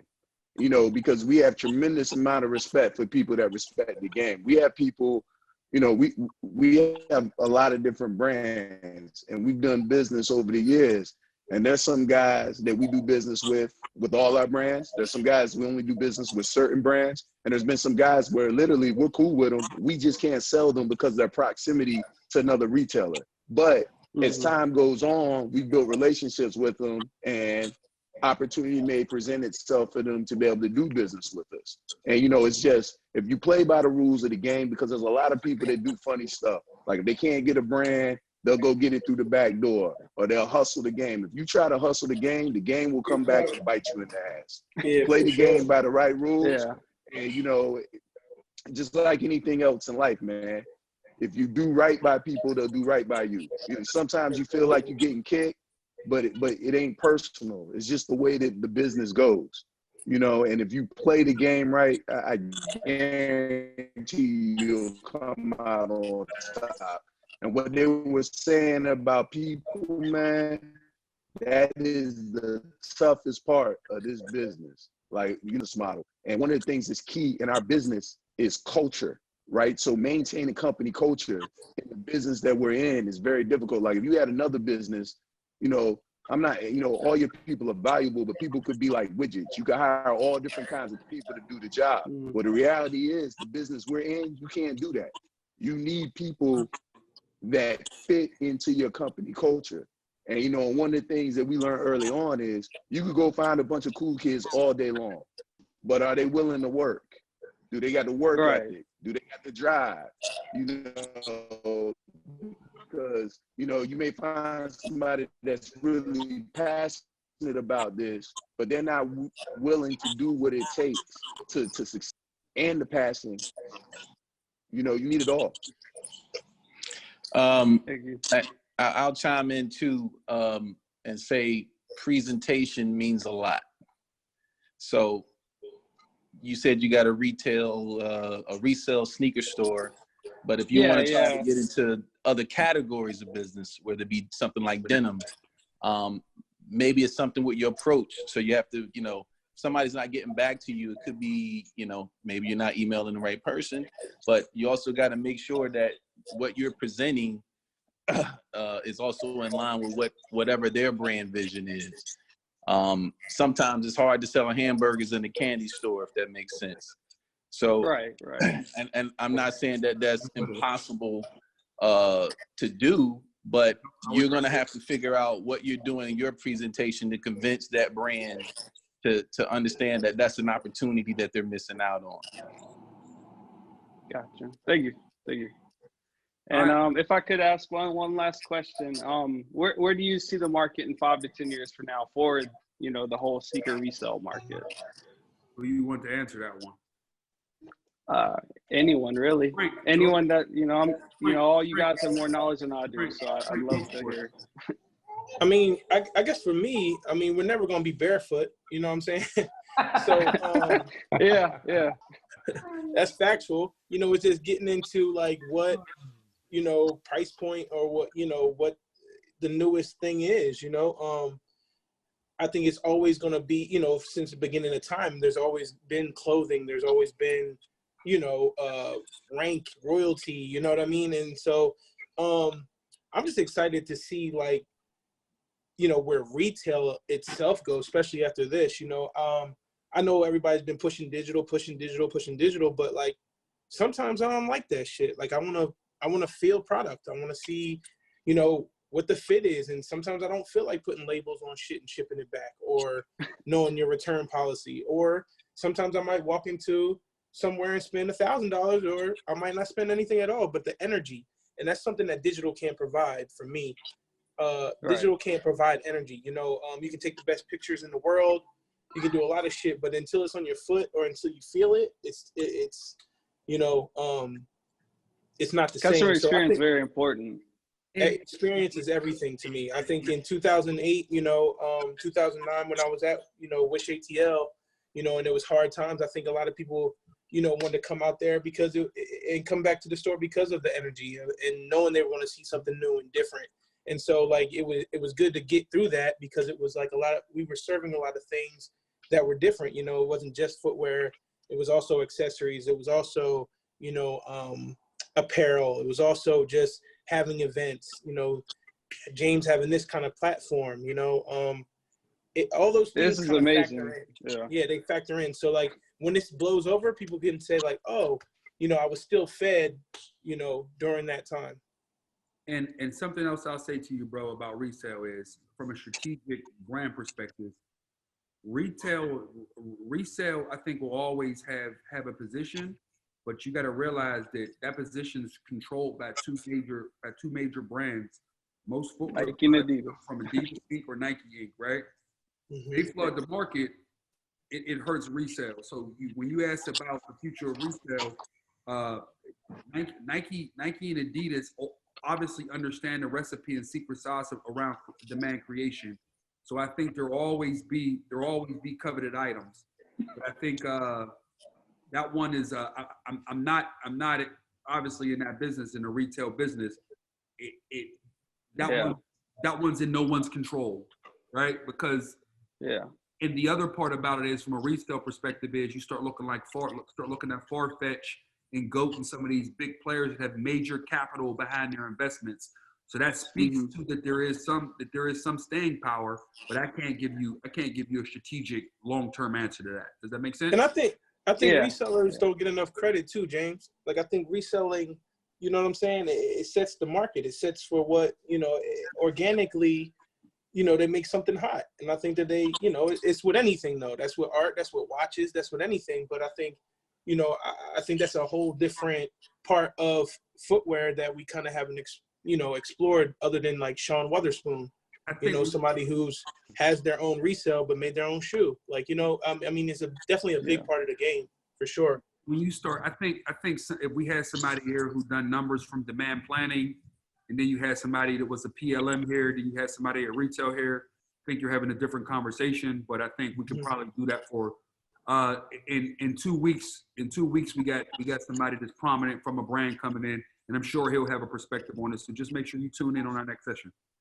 For sure. I appreciate the opportunity, guys. I appreciate your time and your investment. Yo, with that, y'all want to unlock everybody on the screen?